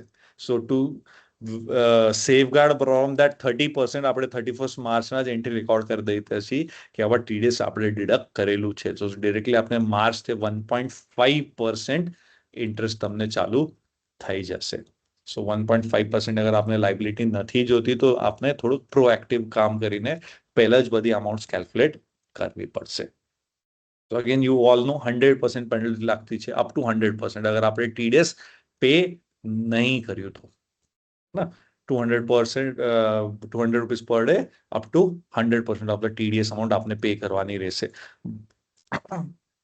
અને અગર આપણે ડિફોલ્ટ કર્યું, so both the joint and partners and firm will be jointly and severally liable to the income tax. આનામાં અગેન આપણે બધાને ખબર જ હશે, ટીડીએસ એવું પ્રોવિઝન છે જેનામાં પ્રોસિક્યુશનના પણ પ્રોવિઝન છે. એનામાં અગર તમે નહીં પે કર્યું તો પ્રોસિક્યુશન પણ ઇનિશિયેટ કરી શકે છે income tax department. So actually you have to go to the court, અને અગર આપણા ફેવરમાં નહીં આવે તો જેલમાં પણ જવું પડશે. સો ટીડીએસમાં પ્રોસિક્યુશનનું પણ પ્રોવિઝન છે. સો આપણે ડિફોલ્ટ અવોઇડ કરવા માટે proactively you have to calculate the your income, interest and remuneration, અને અકોર્ડિંગલી આપણે ટીડીએસ એનું ડિડક્ટ કરવાનું રહેશે. નહીં કરી તો 30% વિલ બી એડેડ બેક, અને ઇન્ટરેસ્ટ પણ આપને પે કરવો પડશે. ઠીક છે. સો ધીસ વોઝ અગર આપણું નોન કમ્પ્લાયન્સ કરવાનું રહી ગયું તો શું. નાઉ લેટ્સ સી કે ફોર્મ 3CD માં આપણે શું શું કમ્પ્લાયન્સીસ કરવાના જરૂરી છે. સો ક્લોઝ 34 જેને ટીડીએસ ના આપણે બધા ડિટેલ્સ આપતા છીએ. સો આજ સુધી આપણે 94C, 94H, 94A, જે એ બધા સેક્શન્સના આપણે ડિડક્શન્સ, નોટ ડિડક્શન, ડિટેલ્સ આપણે આપતા હતા કે કેટલું અમાઉન્ટ પેડ કર્યું છે, કેટલું ક્રેડિટેડ છે, કેટલું આપણે ટીડીએસ માટે લાયબલ હતું, કેટલા માટે ટીડીએસ ડિડક્ટ કરેલું છે, કરેક્ટ રેટથી ડિડક્ટ કરેલું છે, કેટલું ડિડક્ટ કર્યું પણ નોટ પેડ. તો same now 194T will be added. So આપણે કેટલું deduct paid or credited amount કેટલું છે, રેમ્યુનરેશન, ઇન્ટરેસ્ટ વગેરે ઓલ મળીને કેટલા પર ટીડીએસ કરવાનું હતું અને આપણે નથી કર્યું, અને કેટલા પર ટીડીએસ કરેલું છે પણ પે નથી કર્યું. So all this things have to be reported. 194T clause 34 માં we have to report non-compliance of TDS, and as soon as we report here કે 194T માં compliance નથી થયું, એનો સેકન્ડ ઇફેક્ટ તમારા ITR માં આવી જશે, 30% disallowances. Again it will raise a red flag. હવે બધું સિસ્ટમ બેઝ છે, તો સિસ્ટમમાં રેડ ફ્લેગ થઈ જશે, બાળકો કમ્પ્લાયન્સ નથી કરતા, જો વી મે ગેટ અ સ્ક્રુટની નોટિસ. તો એ બધું અવોઇડ કરવા માટે આપણે પહેલાથી જ બધું વર્કિંગ કરવી પડશે. દેન ક્લોઝ 21 માં બે છે, એક 40AIA ના ડિસઅલાઉન્સ છે. અગર તમે ટીડીએસ નથી કર્યું, એની ડિફોલ્ટ અગર છે તો 30% તમને ડિસઅલાવ કરવા પડશે. અને અગેન ક્લોઝ 21 જેને આપણે દઈએ છીએ કે કેટલો રેમ્યુનરેશન એન્ડ ઇન્ટરેસ્ટ પેડ અને અલાવ કેટલું છે. Like I said earlier, section 40B નું કાંઈ 94T થી રિલેશન નથી. સો ઇવન દો અગર કોઈ અમાઉન્ટ ડિસઅલાવ થતી છે, ઇનએડમિસિબલ થતી છે, તો પણ આપને ટીડીએસ કરવાનું રહેશે. મારી સ્લાઇડ નથી દેખાતી કે form 3CD, is it visible sir? Shubham? No, not visible. Yes, it is visible. Not It's visible, no? Not visible. Actually. હું પાછું રીશેર કરું. Yes. Signature.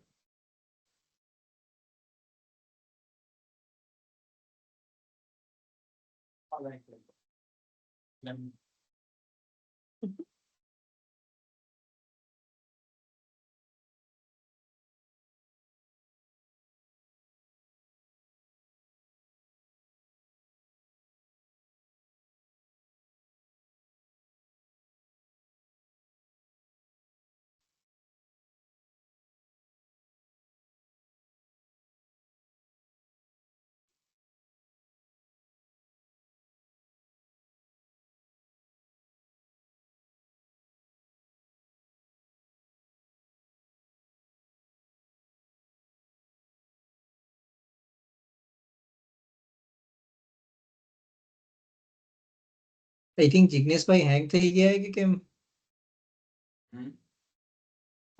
જિગ્નેશભાઈ એક મિનિટ લેફ્ટ કરી નાખી છે, એકવાર પાછું એકવાર ફોન કરું છું. Okay sure. જિજ્ઞેશભાઈ ઘરે જવાનો ટાઈમ 6:30 નો છે.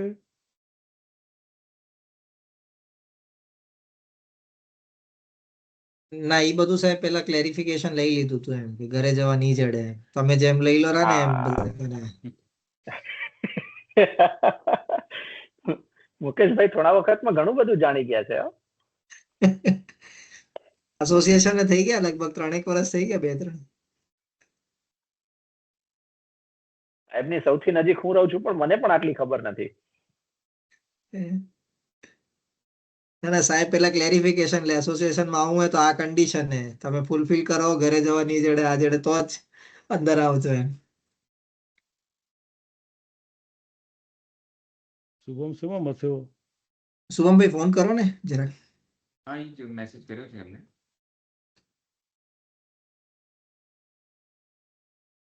જિજ્ઞેશભાઈ પકડી રાખું જતા ન રહે.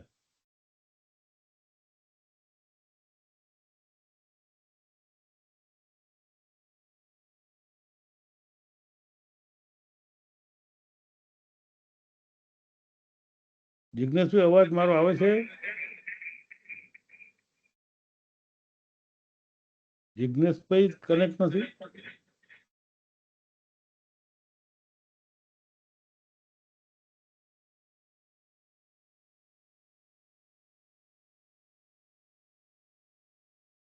જિજ્ઞેશભાઈ સાથે વાત થઈ ગઈ છે, બસ જોડાઈ જ રહ્યા છે.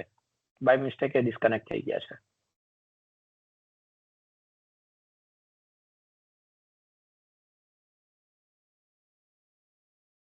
બસ કરે જ છે. જિગ્નેશભાઈનો કોલ આવ્યો હતો, જસ્ટ 10 સેકન્ડમાં જોઈન કરે છે.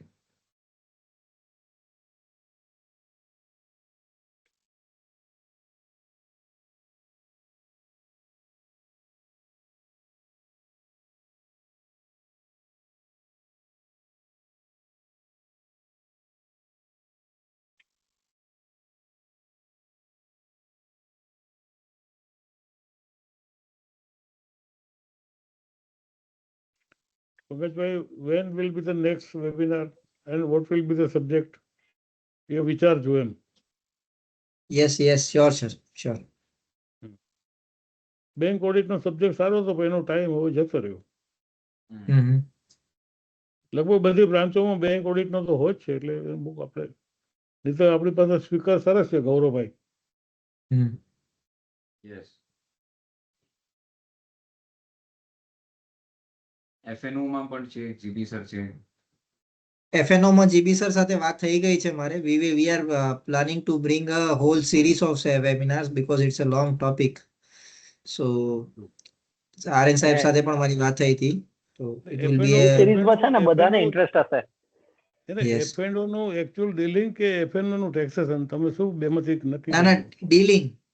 We are not talking about taxation. FNO dealing question mark શીખીને પહેલા પૈસા કરવું. કમાઈ પછી ટેક્સ આવે ને એમ. એટલે એ જ કહેવાનું છે, કમાઈશું ને તો ટેક્સ ભરવામાં વાંધો નથી. ના બરાબર શીખીને છે, કરવું પણ એમ. ના એ સબ્જેક્ટ બહુ મોટો છે, FNO નું ટ્રીટમેન્ટ ઇન એકાઉન્ટિંગ અને ટેક્સેશન એમ.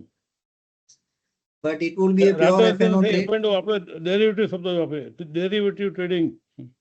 Yes, derivative trading. જીબી સાહેબ આખી સિરીઝ જોઈ છે એમના માટે. We are planning to bring 2 hour seminar એને તોડીને કેવી રીતના કરીએ થઈ જાય એટલે પ્રેઝન્ટ કરીએ.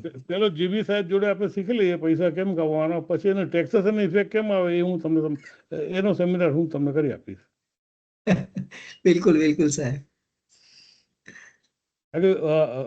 લોકડાઉન હતું ને ત્યારે પંકજ આપણે કરે તો એક વખત ખ્યાલ છે? ખ્યાલ છે મને સર.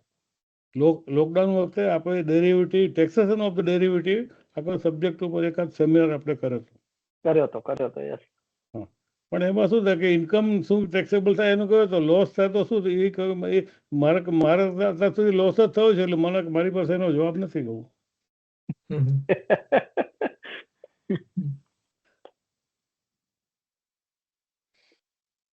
એમાં એટલે આગળ પંકજ, યસ સર. અમારે ડેરિવેટિવ સિવાય short term gain, long term gain અને એને બિઝનેસ ઇન્કમમાં લઈ જવા એનું બી એક સરસ માસ્ટર પ્લાનિંગ છે. મેં રિવોલ્વ કર્યું છે મારા પર્સનલ યુઝ માટે. એ પણ આપણે ક્યારેક શેર કરીશું. કારણ કે આમાં શું થાય કે those who are not having income up to 12 lakhs rupees, બરાબર છે, એને લોંગ ટર્મ શોર્ટ ટર્મમાં જવાનું બદલે એને બિઝનેસમાં જાઓ, બિઝનેસ ઇન્કમમાં તો બહુ મોટું પ્લાનિંગ છે.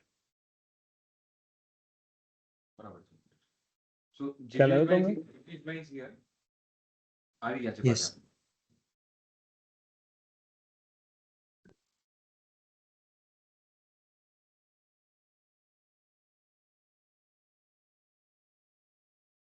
ક્યાં છે? શેર કરો છો સ્ક્રીન જિગ્નેશભાઈ?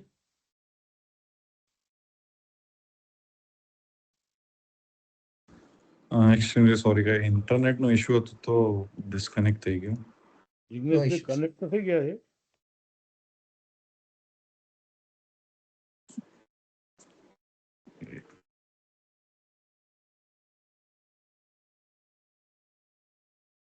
1 second, let me share the screen. હા સ્ક્રીન વિઝિબલ છે મારી? Yes, હા, yes, now હવે it's being. Yes, now it's visible. Oh.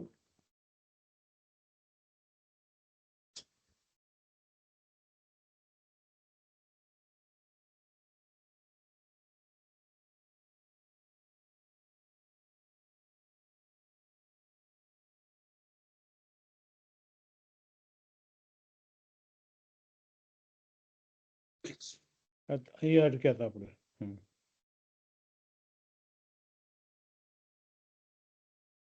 So, આપણે આ જોઈ લીધું હતું. આ હાથ કડી મૂકી છે ને એટલે અટકી ગયું, એ કાઢ નાખો. હા સર, અહીંયા હાથ કડી મૂકી ને હેન્ડકફ, ત્યાં અટક્યું હોય. મારી નજર ત્યાં જ ગઈ હતી.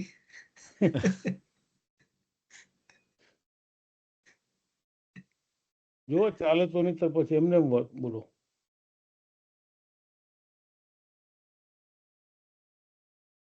ઠીક છે. ચાલુ સો ચાલુ. 3CD ક્લોઝ 34 અને 21 નું ઇન્ટર રિલેવન્સ છે કે 194T માં અગર તમે કહેતા છો કોઈ ડિડક્ટ નથી થયું, સો બાય ડિફોલ્ટ 21 માં તે 30% ડિસઅલાવ થઈ જશે. પણ TDS ડિડક્શન અને સેક્શન 40 નું ડિરેક્ટલી રિલેશન નથી. જસ્ટ બીકોઝ કોઈ ચીજ ડિસઅલાવ થશે તો એના પર TDS નહીં કરવાનું એવું કંઈ નથી. So even though it is disallowed, તમને સ્ટીલ TDS ડિડક્ટ કરવું પડશે, બીકોઝ આપણે તે અમાઉન્ટ એનો એક તો પે કરેલી રહેશે ઓર ક્રેડિટ કરેલી છે એના અકાઉન્ટમાં. તો વી have to pay TDS on that 10%. ઠીક છે. સો શું આપણે કોમન મિસ્ટેક્સ કરી છે? સો જેમ કે આપણે વાત કરીએ, અગર ડ્યુરિંગ દેર મારા પેમેન્ટ્સ છે પાર્ટનરને, સો તેને શેના પર ક્લાસિફાય કરવાનું? Will it be capital drawings or મારા કોઈ સેલરી રહેશે, ઇન્ટરેસ્ટ રહેશે, શેના આગે? ઇન્કમ. હા, only on income. Yeah only on income. So આપને તે ક્લાસિફાય કરવાનું રહેશે કે હવે આજે મેં ડ્યુરિંગ ધ યર જે પેમેન્ટ કરે છે, I treat it as a capital drawings અને એના પર મારું TDS નહીં આવે. જે 31 માર્ચના હું એન્ટ્રી રેકોર્ડ કરીશ ઇન્ટરેસ્ટ એન્ડ રેમ્યુનરેશનની, એના પર જ મારું TDS આવશે. પણ હા, અગર તમારા ડીડમાં લખેલું છે કે મંથલી 30,000 સેલરી પે કરવાની રહેશે, તો આજે 30,000 તમે પે કરતા છો, it will be termed as a salary અને એના પર TDS તમને એપ્લિકેબલ થઈ જશે. સો તમારા ડીડ પર શું લખેલું છે તે પણ આપને જોવું પડશે. જસ્ટ બીકોઝ એટલે આપણા અઝમ્પશન પર નહીં ચાલે કે whatever payment April to 30th March સુધી આપણે આપેલા છે તે બધા કેપિટલ ડ્રોઈંગ્સ જ રહેશે. જરૂરી નથી. તમારે ડીડ પર શું લખેલું છે તે પણ તમને જોવું પડશે. સો 20,000 ની થ્રેશોલ્ડ લિમિટ આપને છે, પણ વન્સ ઇટ ઇઝ ક્રોસ્ડ ₹1 થી TDS એપ્લિકેબલ થશે. તે 20,000 is not exempted. Is just because અગર કોઈ નાનકડા પાર્ટનર છે, નાનકડી ફોર્મ છે જેને TDS એપ્લિકેબલ નથી, તો એને તે TDS કરવાનું નથી. 31 માર્ચના આપણે એન્ટ્રી કરી દીધી, બુક્સ ફાઇનલ થતા છે આપણા સપ્ટેમ્બરમાં લેટ છે, અને આપણે સપ્ટેમ્બરમાં ફાઇનલાઇઝેશનના ટાઈમ પર આગળ આપણે અગર 31 માર્ચની એન્ટ્રી પાસ કરતા છીએ તો તે નોન કમ્પ્લાયન્સ થશે સેક્શન 194T નો. We have to deduct TDS, we have to pay interest also.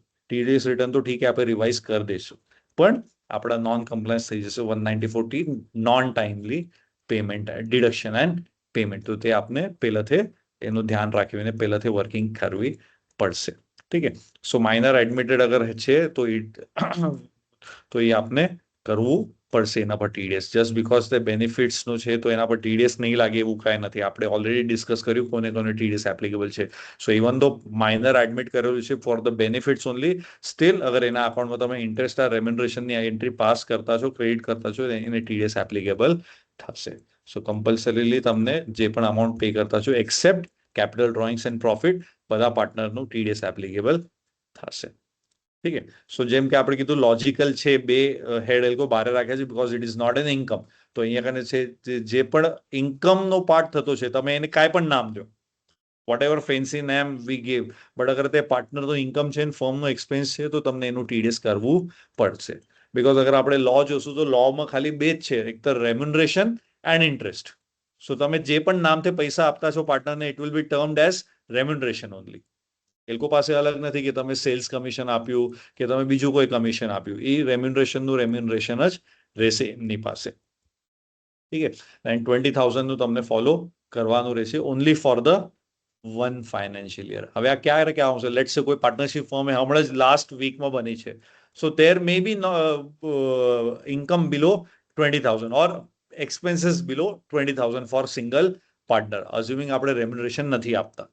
અગર આપને એક્સપેન્સ નથી એટલો બુક કરવો, આપને રેમ્યુનરેશન બુક નથી કર્યું, ખાલી કેપિટલ જ આપવાનું છે, આપને કેપિટલમાંથી ઇન્ટરેસ્ટ આપવાનું છે, તો મે બી 20,000 ના નીચે રહેશે, તો આપને ટીડીએસ કરવાની જરૂરત નથી. તો ત્યાં કને ટીડીએસ આપણું એટલું રહી જશે.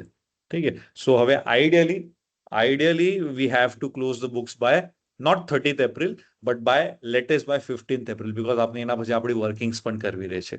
સો books means PNL, balance sheet તો ઠીક ચાલશે, પણ અગર આપણું પીએનએલ તમને ફાઇનલ કરવું રહેશે ઇન મિડ એપ્રિલ, બીકોઝ આપણે બુક પ્રોફિટ કાઢવું છે.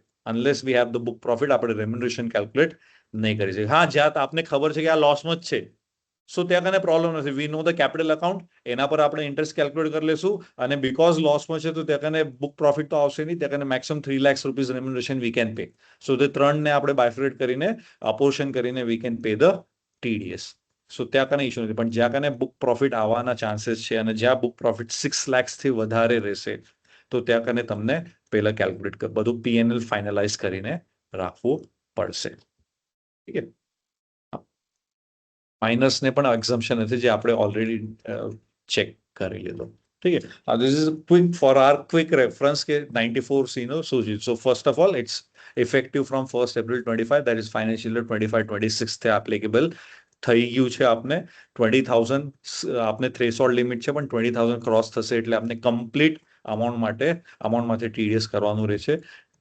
April to Feb 7th of next month આપને પેમેન્ટ કરવાનું છે. Only for the March 30th April સુધી આપને પેમેન્ટ કરવાનું રહેશે TDS. 26 or 27 Q whatever form applicable આપને તે ફોર્મ્સ ફાઇલ કરવાના રહેશે. અને ઇવન તો અહીંયા લખે છે 5 payments are covered, salary, remuneration, bonus, commission and interest, but still income tax કે છે તમે કાંઈ પણ ના માને દેશો તો બી એના પર ટીડીએસ કરવાનું તમને કમ્પલસરી રહેશે. So what ever name code, તો અહીંયા કને તે ઇન્ટરેસ્ટ ના અલાવા જે પણ છે બધું 94T તમારું કવર થશે. 10% બેસિક રેટ છે. ઇન કેસ એનઆરઆઈ ને પેમેન્ટ આપતા છો તો સરચાર્જ એન્ડ સેઝ એનામાં એડ થઈ શકશે. 15G એન્ડ સેક્શન 197 લો ડિડક્શનનું આપણે બેનિફિટ આનામાં લઈ શકશું નહીં. અને અગર આપણે ડિડક્શન કરવાનું ભૂલી ગયા તો 30% ડિસઅલાઉન્સ પણ થશે ને 100% સુધી પેનલ્ટી પણ આપને લાગી શકે. સો એક આપણા ક્વિક રેફરન્સ માટે છે કે આપણે હમણાં સુધી શું ડિડક્શન્સ કર્યા છે આનામાં. અહીં સુધી કાંઈ ડાઉટ છે? આના પછી હજી એક છે જે આપણા એક બીજા પોઈન્ટ્સ પેન્ડિંગ રહી ગયા છે. અગર ડાઉટ છે તો we can cover that doubts, yeah તો પછી તે લાસ્ટ સ્લાઇડ લઈને પછી આપણે એક સાથે બધા ડાઉટ્સ લેશું. Dineshbhai, revise return revise increase in the TDS salary પર કરવો એ આગળ કવર કરેલું છે સર. Okay, carry on. હા, યસ. સો હું આગળની સ્લાઇડ લઈ લઉં છું, એના પછી આપણે કાંઈ ડાઉટ્સ હશે તો આપણે કવર કરી લેશું. સો હવે જેમ કે હવે આપણે ટીડીએસ પર આવ્યા, ટીડીએસ આપણે કરી લીધું, બટ આપણે બધાને ખબર છે કે અગર મારી પાસે ઇન્કમ છે ટેક્સ લાયબિલિટી આવતી છે તો એડવાન્સ ટેક્સ પણ મને પે કરવાનું રહેશે. It's just TDS is only 10%. અગર હું 30% ના સ્લેબમાં છું તો 20% balance I still have to pay. તો જસ્ટ લાઈક અધર્સ, આપણા પાસે 4 ક્વાર્ટરના ડ્યુ ડેટ્સ અને પર્સન્ટેજ આપેલા છે, તો એનામાં you have to pay the advance tax. But આનો મેઇન મોટો પ્રોબ્લેમ છે કે હું મારું ઇન્કમ શું કન્સિડર કરું. So first, second and third ક્વાર્ટરમાં પણ આપને લાસ્ટ યરમાં જે હતું એના બેસિસ પર જ આપને કંઈ કેલ્ક્યુલેશન કરવા પડશે ટેન્ટેટિવ ઇન્કમ માટે, what will be the remuneration. And fourth ક્વાર્ટરનું ઓલમોસ્ટ આપણું પીએનએલ ફાઇનલ થઈ જશે બાય 15th માર્ચ. વિલ નો કે હવે મારો સેલ કેટલો રહેવાનો છે, કેટલો સ્ટોક રહેશે, કેટલો એક્સપેન્સ રહેશે. So on that basis last ક્વાર્ટરમાં આપણે income tax balance, advance tax જે પણ રહેશે નેટ ઓફ ટીડીએસ તે આપણે પે કરી શકશું. હું મારા ઓફિસમાં અમારી જે સિસ્ટમ છે તે હું તમને કહું છું. અમે જનરલી શું કરી, અમે સેલ્સ કેલ્ક્યુલેટ કરી લઈ. મારો પૂરા વર્ષનો સેલ્સ શું રહે છે. મોસ્ટલી ફોર્થ ક્વાર્ટરમાં, ફર્સ્ટ, સેકન્ડ, થર્ડ તો ટેન્ટેટિવ પર જ ચાલે. તો ફોર્થ ક્વાર્ટરમાં વી કેલ્ક્યુલેટ ધ ટેન્ટેટિવ 12 મહિનાનો સેલ શું છે. ફેબ્રુઆરી સુધીનો બેકઅપ મારા પાસે અપડેટેડ બધાનો રેટ છે. જીએસટી માટે આપણા પાસે આવતો છે. So on that 11th month data હું 12 મહિનાનો સેલ કેલ્ક્યુલેટ કરી લઉં છું. અને જે લાસ્ટ યરનું મારું લેટ્સ હવે 24-25 છે, તો લાસ્ટ યરનો પીએનએલમાં મારું જે નેટ પ્રોફિટ આવ્યું છે એનામાં હું એડ કરું જે મારા ફિક્સ્ડ એક્સપેન્સીસ છે, જે મારા સેલ પર નહીં ડિપેન્ડ રહે છે, લાઈક ડેપ્રિસિએશન, પછી મારો પ્રોફેશનલ ચાર્જીસ આપણા રહે છે, કાં તો બેંક લોનનો ઇન્ટરેસ્ટ રહે છે, રેન્ટ રહે છે, એવા જે ફિક્સ્ડ એક્સપેન્સીસ છે એ હું તે પ્રોફિટમાં નેટ પ્રોફિટ મારું લાસ્ટ યરનું છે એના પર હું એડ કરી દઉં. અગર તમે ઇન્કમ ટેક્સનું પ્રોવિઝન પણ કર્યું રહેશે, જેમ કે આપણે હવે કરવું કમ્પલસરી છે ન્યૂ ફોર્મેટના હિસાબે, તો એ પ્રોવિઝન પણ એડ કરી લઈશ. તો આ જે મારું બુક પ્રોફિટ આવતું છે એનું હું પર્સન્ટેજ કાઢી લઉં છું. સો આ બધા ફિક્સ્ડ એક્સપેન્સના પહેલા what was my net profit percentage. તો આ same net profit or net પ્રોફિટનો પર્સન્ટેજ હું ફોર ધ ફાઇનાન્શિયલ યર 25-26ના સેલ્સને હું લગાવું, તો I will get the net profit before deducting my fixed expenses. So એ જે પણ મને પ્રોફિટ આવતું છે એમાંથી પછી હું કરંટ યરનું મારું ડેપ્રિસિએશન માઇનસ કરી લઈશ, મારું રેન્ટ માઇનસ કરી લઈશ, મારું સેલરીઝ અગર ફિક્સ છે તો સેલરીઝ માઇનસ કરી લઈશ, ઇન્ટરેસ્ટ માઇનસ કરી લઈશ, પ્રોફેશનલ ચાર્જીસ માઇનસ કરી લઈશ. આ બધું માઇનસ કરીને આઈ will gate tentative profit, book profit for the financial year 25-26 before deducting maybe partners interest and remuneration. Once I have this book profit, હું આના પરથી પછી આ book profitના બેસિસ પર પછી હું મારું પાર્ટનર્સનું રેમ્યુનરેશન કેલ્ક્યુલેટ કરું છું, અને આ રેમ્યુનરેશન માઇનસ કરીને ફર્મને એડવાન્સ ટેક્સ લાયબિલિટી ક્લિયર કરું છું, અને સેમ રેમ્યુનરેશન અપોર્શન પાર્ટનરને કરીને એના પર્સનલમાં શું ટેક્સ લાયબિલિટી આવતી છે તે હું કેલ્ક્યુલેટ કરું છું. This is my way of working. આપણા બધાનું હજી બીજું કાંઈ હશે, શુભમ પાસે કાંઈ નવા AI ટૂલ હશે જાતે આપને એડવાન્સ ટેક્સ કેલ્ક્યુલેશન મળી જશે. સો બધાનું અલગ અલગ વે ઓફ વર્કિંગ રહે છે. સો તેનાથી આપણે એડવાન્સ ટેક્સ માટે આપણે ઇન્કમ કેલ્ક્યુલેટ કરવું છે, ફર્મનું એઝ વેલ એઝ પાર્ટનરનું, કે ભાઈ એને શું ઇન્કમ આવવાનું છે. સેમ બેસિસ પર પ્રોવિઝનલ ફાઇનાન્શિયલ્સ આપને બનાવવા પડશે. Provisional ફાઇનાન્શિયલ્સ I personally prepare only P&L, because balance sheet મારા ઇન્કમ ટેક્સને અફેક્ટ નથી કરવાની. સો હું P&L મારું ફાઇનલ કરી લઉં છું.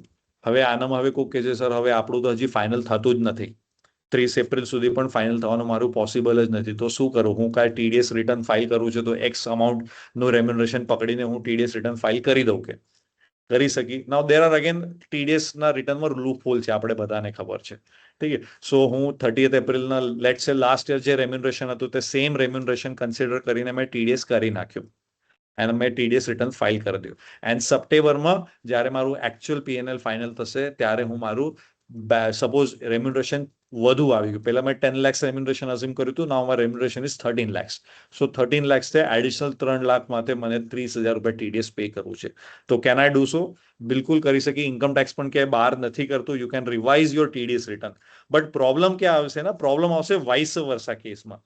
લેટ સે આપણે અઝ્યુમ કરું લાસ્ટ યર 10 lakhs હતું, આ વર્ષે પણ 10 lakhs આવશે મારું રેમ્યુનરેશન. આપણે 10 lakhs થી આપણે TDS કરી નાખ્યું.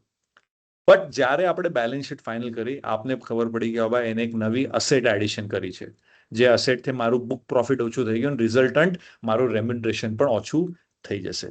નાવ હવે શું? મેં તો 10 લાખ રેમ્યુનરેશન બતાવી દીધું, હવે શું કરશો? સો આનામાં હવે બે પ્રોબ્લેમ છે. એક તો અગર હું કાંઈ ચેન્જ નહીં કરું તો તે પાર્ટનર્સના ક્યુમ્યુલેટિવ 10 lakhs રેમ્યુનરેશન દેખાશે, જ્યારે કે P&Lમાં તો મારું રેમ્યુનરેશન ઓછું આવશે અને પાર્ટનરના એનામાં વધારે ટેક્સ ભરવાનું, ફર્મને બેનિફિટ ઓછું મળશે. તે એક પ્રોબ્લેમ છે આપણો. ને બીજું જે મેં એક્સેસ TDS પે કરી નાખ્યું એનું શું હવે? સો TDS રિટર્ન આપને સ્ટીલ રિવાઇઝ કરવું પડશે to reduce that access credit amount reported for the partner. So let's સે 10 લાખ નથી, હવે મારું 8 લાખ રેમ્યુનરેશન આવતું છે, તો હવે હું TDS રિટર્ન રિવાઇઝ કરીને 8 લાખ રેમ્યુનરેશન રિપોર્ટ કરીશ. બટ જે મેં TDS રિપોર્ટ પે કરેલું છે એનું શું? તો એનું તો રિફંડનું કંઈ પ્રોવિઝન નથી. એનામાં એક અગર તમારી કોઈ બીજી હજી એન્ટ્રી રહી ગઈ હોય જેનું TDS નથી કર્યું તો એના અગેન્સ્ટ તમે એને મેપ કરી શકો નહીં. તો તે એઝ ઇટ ઇઝ પૂરું 10 લાખના રેમ્યુનરેશન માટે 1 લાખનું TDS તમને પાર્ટનર્સને જ પાસ ઓન કરવું પડશે અને પાર્ટનર્સને તે રિફંડ લેવું પડશે. ફર્મમાં તે કંઈ રિફંડ લેવાનો સ્કોપ નથી આપને. તો આ એક પ્રોબ્લેમ આપણી પાસે છે. બટ બિલકુલ આપને રેમ્યુનરેશન ઓછું થયું છે તો આપને બિલકુલ TDS રિટર્ન રિવાઇઝ કરવું પડશે, નહીં તો પાર્ટનરને વધારેના પ્રોવિઝન કરેલા રેમ્યુનરેશનમાંથી ઇન્કમ ટેક્સ પે કરવું પડશે, જે કે એકચ્યુઅલમાં એને મળવાનું નથી અને ફર્મને પણ એનું કાંઈ બેનિફિટ નથી. કારણ કે ફર્મમાં ઇવન તો આપણે 10 લાખ બુક કરશું પણ તે 40B અલાઉ તો 8 લાખ જ થવાનું છે આપણું. 2 લાખ તો એનીવેઝ ડિસઅલાઉ થવાનું છે, તો 2 લાખ માટે ફર્મ પણ ટેક્સ પે કરશે અને પાર્ટનર પણ ટેક્સ પે કરશે. તો લેટ્સ સે બંને 30% છે તો 2 લાખ માટે 60% આપને ટેક્સ પે કરવું પડશે. So to avoid this double taxation આપને ટીડીએસ રિટર્ન રિવાઇઝ કરીને તે રેમ્યુનરેશનની ક્રેડિટની અમાઉન્ટ ઓછી કરવી પડશે, બટ ટીડીએસનું રિફંડ આપને પાર્ટનરના રિટર્નમાં જ લેવું પડશે. ફર્મને એનું રિફંડનું ઓપ્શન નથી, અનલેસ તમને આની સાથે બીજી પણ કોઈ એન્ટ્રી મળી ગઈ જેનું ટીડીએસ કરવાનું આપણે ભૂલી ગયા હતા, તો તે એન્ટ્રી તમે આના અગેન્સ્ટ મેપ કરી શકો. ઠીક છે. અને અગર ફર્મ મારું રીકોન્સ્ટિટ્યુટ થતું છે, કોઈ પાર્ટનર નવો આવતો છે, કાં તો કોઈ પાર્ટનર મારો રિટાયર થતો છે ડ્યુ ટુ એની રીઝન, તો એ કેસમાં હવે શું કરવાનું? સો આનામાં બહુ વધારે તો ત્યાં કને લોમાં આપેલું નથી, પણ જનરલ પ્રેક્ટિકલી તો એ જ થશે કે આપણે ડીડ પણ બનાવતા હોઈએ, આપણે ત્યાં ડીડમાં લખ્યા but till the date of retirement અમે એનું પૂરું કેલ્ક્યુલેટ કરેલું છે, કેપિટલ કેટલું છે, તે કેપિટલમાં એનું પ્રિન્સિપલ પણ આવી જશે, એટલા પીરિયડનો ઇન્ટરેસ્ટ પણ આવી જશે, પ્રોફિટ શેર પણ આવી જશે, એન્ડ રેમ્યુનરેશન પણ આવી જશે.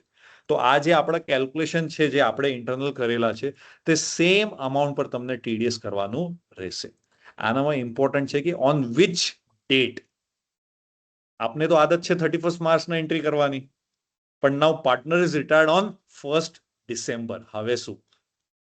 તો હવે આપણે તો બુક્સમાં બહુ વખત એન્ટ્રી પાસ નહીં કરી, આપણે તો ડીડ બનાવીને સાઇન કરીને રાખી દઈએ છીએ, હે ને? એ તો પછી ખાલી 3CD માં આપને રિપોર્ટિંગ કરવાનું રહે છે કે બાબા હવે પાર્ટનર અમારા ચેન્જ થયા છે કે નહીં, તે ક્લોઝમાં આપને આપવાનું રહે, ત્યારે પછી આપણે રિપોર્ટ કરીએ યસ પાર્ટનર ચેન્જ થયા છે અમારા. બટ ટીડીએસનું શું? હવે ત્યાં કને ડીડમાં તો તમે 1 ડિસેમ્બર ડેટ આપી દીધી છે, તો બાય ડિફોલ્ટ પેડ ઓર ક્રેડિટેડની ડેટ ત્યાં કને થઈ ગઈ તમારી 1 ડિસેમ્બર. ઇવન દો હવે પાછું ડીડ પર આપણે લખી કે આ કેપિટલને will convert into loan, unsecured લોનમાં આપણે કન્વર્ટ કરી દઈશું, બીકોઝ તે ઇમિડિયેટલી પે નથી થયું. તો ભલે તમે અનસિક્યોર્ડ લોનમાં કન્વર્ટ કરો, but till 1 December he was partner, and ડીડમાં તમે લખ્યું 1 ડિસેમ્બર રિટાયર થતો છે, કે બાય ડિફોલ્ટ તમારી ક્રેડિટની એન્ટ્રી આવી ગઈ, remuneration and interest credited on 1 December. તો બીકોઝ 1 ડિસેમ્બરના ક્રેડિટ થયું, તો તમારી ટીડીએસની લાયબિલિટી પણ ત્યારે જ અરાઇઝ થઈ ગઈ, અને by 7th January we had to pay the TDS. અગર આપણે તે નથી કર્યું તો પછી આપને એના માથે again interest at the rate 1% TDS deduct નહીં કર્યું હોય તો 1% till the time you deduct the TDS આપને લાગશે. અને ડિડક્ટ કરી લીધું હશે, અગર તમે ડીડ પર મેન્શન કરી દીધું છે કે આ અમાઉન્ટ છે ને આના પર અમે આટલી ટીડીએસ કરતા છે પણ ભરવાનું ભૂલી ગયા, તો 1.5% પર મંથે આપને એના પર ટીડીએસ ઇન્ટરેસ્ટ આપને પે કરવાનો રહેશે. એડમિશનમાં તો સેપરેટ નથી કાંઈ, બીકોઝ એડમિટ થયો એટલે કાંઈ ફર્મને કાંઈ એક્સપેન્સ નથી. So this is only for the case of retirement of the partner. અગર ડેથ થઈને થયું છે તો પણ, અને અગર અધરવાઇઝ અગર રિટાયર થતો છે તો.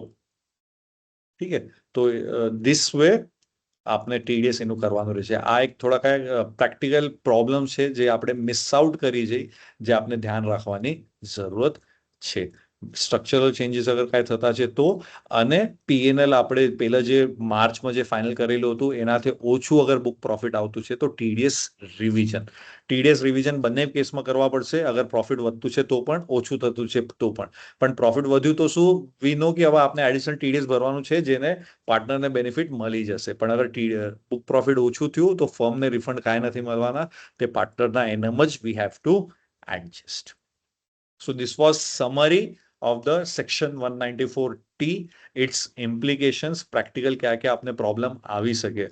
So this was all from my side. अगर आपने अगर कोई doubt रहे છે तो please ask me the questions. I'll try to answer it. Jignesh bhai, Yes sir, please. Yes sir, please.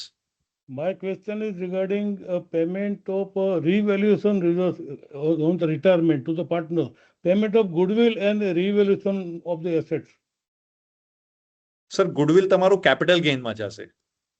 Capital gain માં જાય તો again it is when we pay to the partner, capital Correct. gain માં there are two separate provisions. It is taxable in the hand of firm, અને એની કંઈક એવી treatment હોય તો it is sometimes taxable in the hand of partner. પણ payment તો Correct. થયું ને એમ કહું. પેમેન્ટ થયું સર, પણ તે પેમેન્ટ આનામાં કવર નહીં થાય, બીકોઝ અગર આપણે 194T જોઈ, so it's mainly basically recurring expenses જે ફર્મના છે, પીએનએલ આઇટમ્સ. સો આ એના છે, that is a capital expenditure or capital entry. So તેને 194T in my opinion applicable નહીં થાય સર.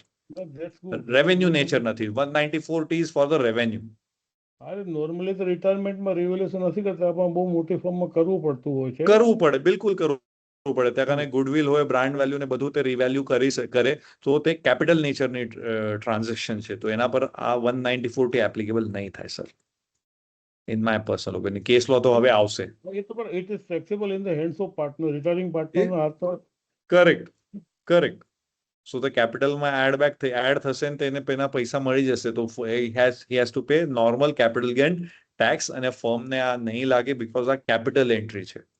નહીં તો બરાબર, એ તો ઘણો મોટો સબ્જેક્ટ છે. એમાં શું છે કે sometimes it is taxable in the hands of firm also. Even તો Correct, sir. રિટાયરમેન્ટમાં પાર્ટનરને આપ્યો તો ફર્મમાં ટેક્સેબલ થાય છે. કેસ ટુ કેસ રહે છે સર તે. એ case to case, it has nothing to with 194T. Correct sir, correct. Okay. Absolutely sir. Yes.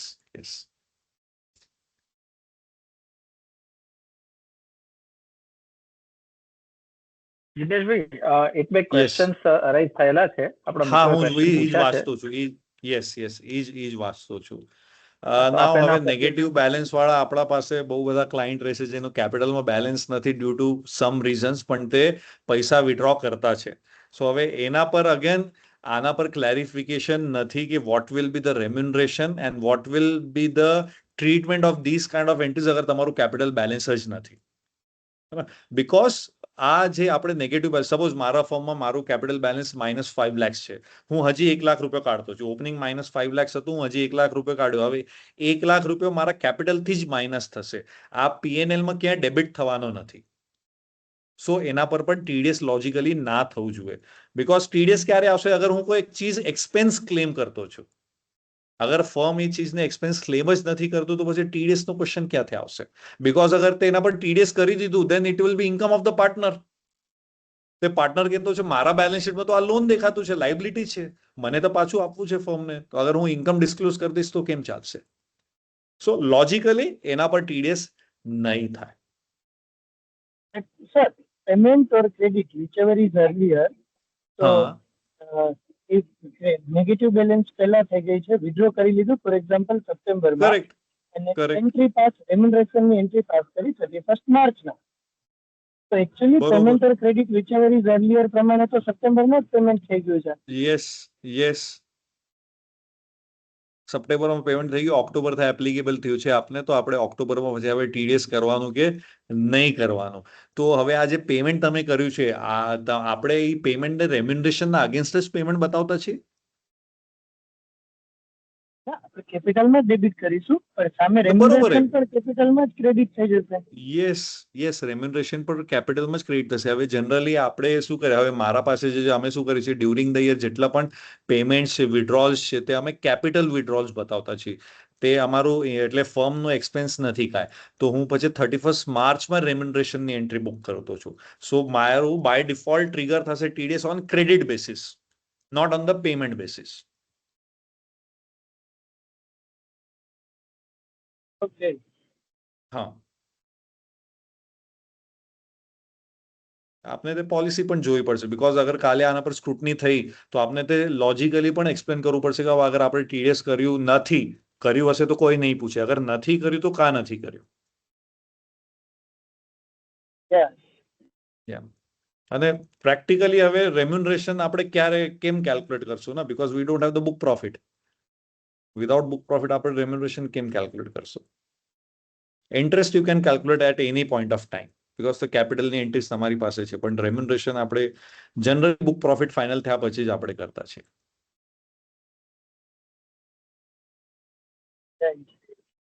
Yes. Thank you.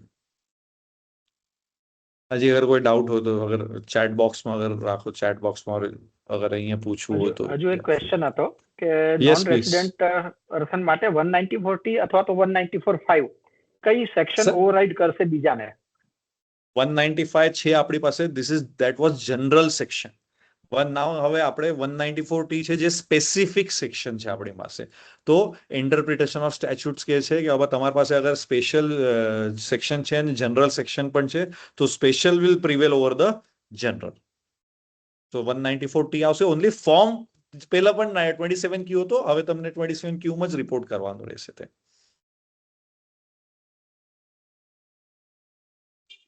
પહેલા 195 માં હતું because we didn't have 194T then. So payment to NRI તે 195 માં attract થતું. સાહેબ આમાં યસ રતિલાલભાઈ. હેલો. હા yes. હા મ્યુટ છો તમે. યસ ટીડીએસ માં કેવું છે કે suppose non deduction of TDS થયું બટ અગર એસએસસી અને ઇન્કમ ટેક્સ માં શો કરી દીધું તો ઘણીવાર ડિફોલ્ટ માંથી નીકળી જવાય છે ને આપણે તો એ તે આમાં ઓપ્શન એપ્લિકેબલ સર નથી, તે ઓપ્શન હતું, તે ઓપ્શન એ લોકો કાઢી લીધું આપણી પાસેથી. આપને ના તે એના પાસેથી સર્ટિફિકેટ લેવાનું ઓપ્શન છે કે તમારા સીએ થી સર્ટિફિકેટ આપી દો કે તમે આના પર ટેક્સ ભરી દીધું છે, તે ઓપ્શન નથી.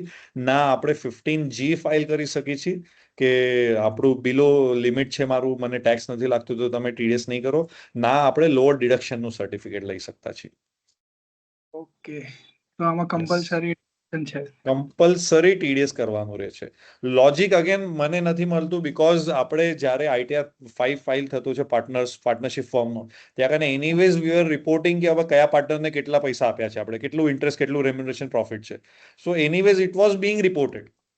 સો અહીંયા વોટ વોઝ ધ લોજિક ખબર નહીં. Only logic I could understand is જે પાર્ટનરશિપ ફોર્મ પ્રિઝમ્પટિવમાં રિટર્ન ફાઇલ કરતા હતા તેમના જ પાર્ટનરનું રિપોર્ટિંગ નહોતું, તો તેટલું કરવા માટે. Because TDS is nothing but a reporting provision કે આવા ગવર્મેન્ટને ઇન્ટરેસ્ટ ડિટેલ્સ મળે કે કયું ટ્રાન્ઝેક્શન થયું છે.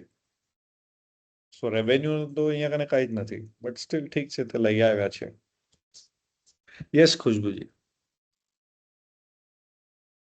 તમે મ્યુટ છો, મ્યુટ છો તમે. જિગ્નેશભાઈ, એક મિનિટ, ખુશ્બુભાઈને ક્વેશ્ચન પૂછતા છે. હા ખુશ્બુભાઈ, ના તમે હજુ મ્યુટ છો. ત્યાં સુધી હું પૂછી લઉં. હા યસ પ્લીઝ. તમે કીધું કે અગર સ્પેશિયલ પ્રોવિઝન હશે તો જનરલ પ્રોવિઝન ઓવરરાઇડ કરશે. કરેક્ટ. તો આ પ્રમાણે તો અગર પાર્ટનર અગર કેપિટલ લોનના રૂપમાં જો એને ઇન્ટરેસ્ટ મળે છે તો એ તો 194A માં જશે ને, એ તો સ્પેશિયલ બરાબર છે, તો એકદમ બરાબર છે. કેવી રીતે કવર થશે?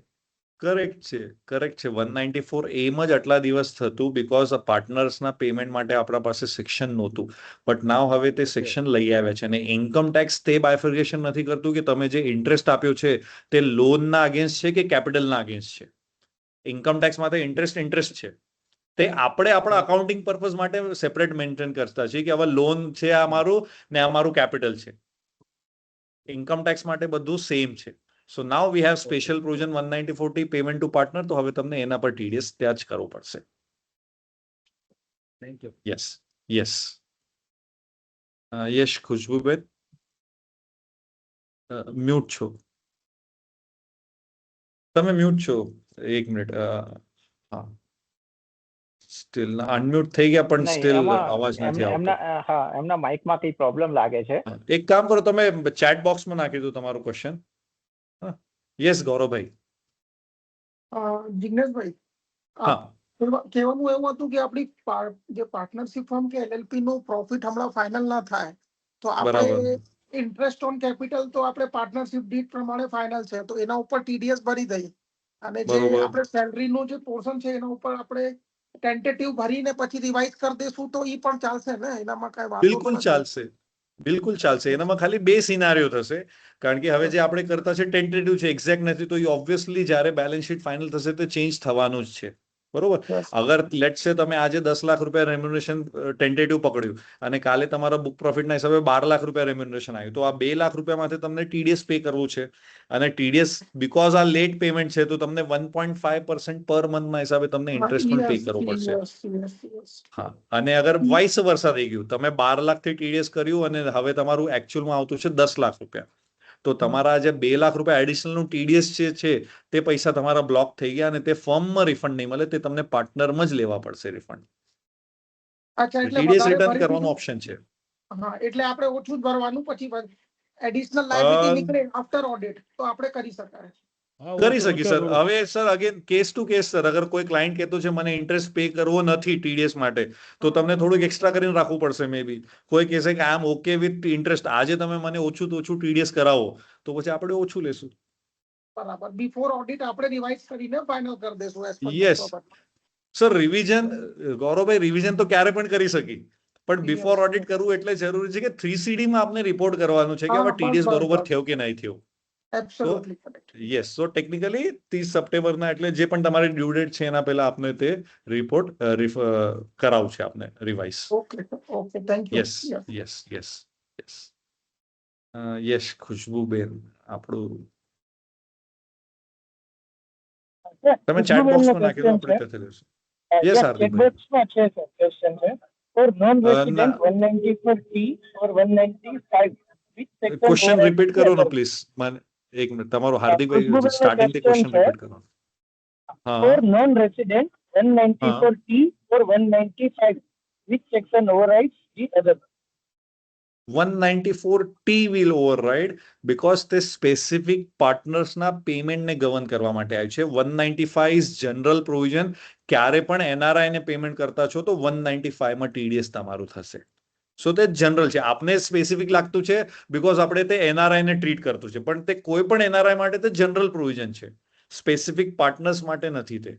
સો એટલે આપને now because we have the 194T for partners only, so 194T will prevail.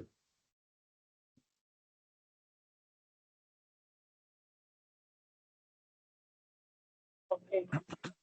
Yes, thank you. ખુશ્બુભાઈની વાત નથી. Yes, sir. ખુશ્બુ મેડમ કઈ કહેતા હતા, વાત નથી. ના, ખુશ્બુબેનના માઇકમાં કાંઈક સર ઇશ્યુ આવતો એમનો છે. ક્વેશ્ચન હતો.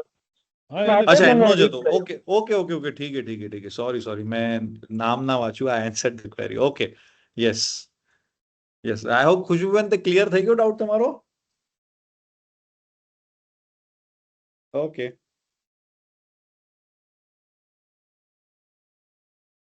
નો પ્રોબ્લેમ.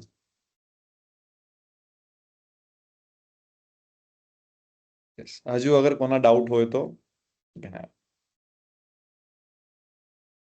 94T તો નવું આવ્યું છે, એક જૂનું સેક્શન છે, એના પર આપણે ધ્યાન દીધું કે નહીં ખબર નહીં. 43BH એ ટી થી વધારે કોમ્પ્લિકેટેડ છે, તો તે પણ અગર કમ્પ્લાયન્સ અગર રહી ગયું, નોટ કમ્પ્લાયન્સ એક્ઝેક્ટલી, પર પેમેન્ટ્સ રહી ગયા છે, તો તે પણ આપણે ક્લિયર કરવા જરૂરી છે બિફોર 31st માર્ચ.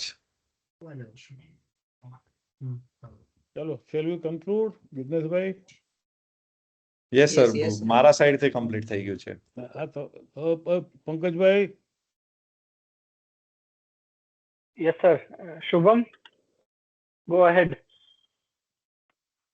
યસ જિગ્નેશભાઈ, it was a fantastic deliberation. બહુ સારું લાગ્યું અને તમે જે ક્લેરિટીથી બધાને સમજાયું છે બહુ સારું. અને ઇનફેક્ટ આપણો આ શ્રી ગણેશ હતો, આ વેબિનારનો તમે એટલા શોર્ટ પિરિયડમાં તમે એટલું સારું પ્રિપેર કર્યું અને definitely it was a super અને we can say it was very successful webinar.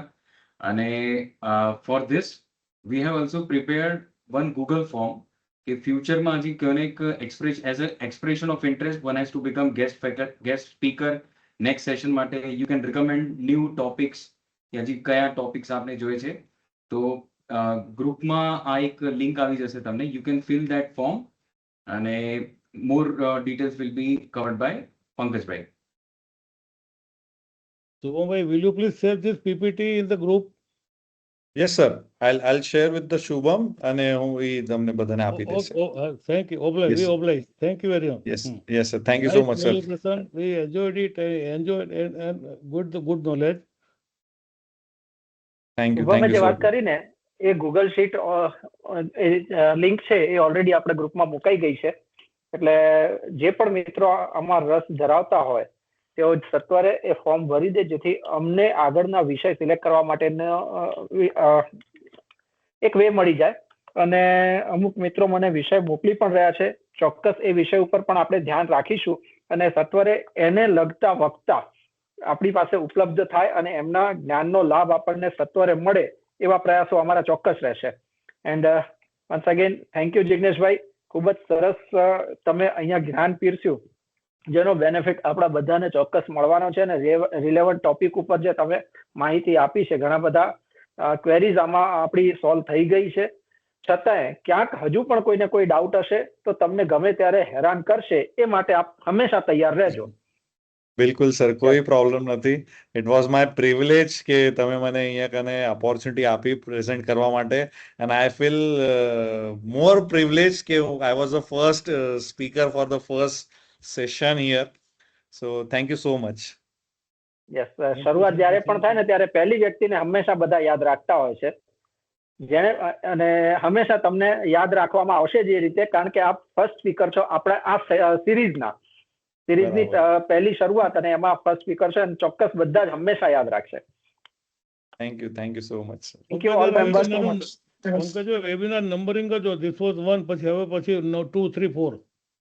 Lastly, something more to be added. Almost statistically kahiye to there are 44 members currently viewing this particular webinar. At a peak time, I saw 71 people who has seen this particular or a part of this particular webinar. So it was a very good number. Congratulations to the whole team, and a very, very good and knowledgeable seminar and very good and warming start. Thank you everyone. Thank you. Thank you. ચાલો જઈએ, Saturday Sunday ની મજા માણીએ. ચાલો હવે અહીંયા આપણે આ સેમિનારને આ સેશનને પૂર્ણ જાહેર કરીએ છીએ.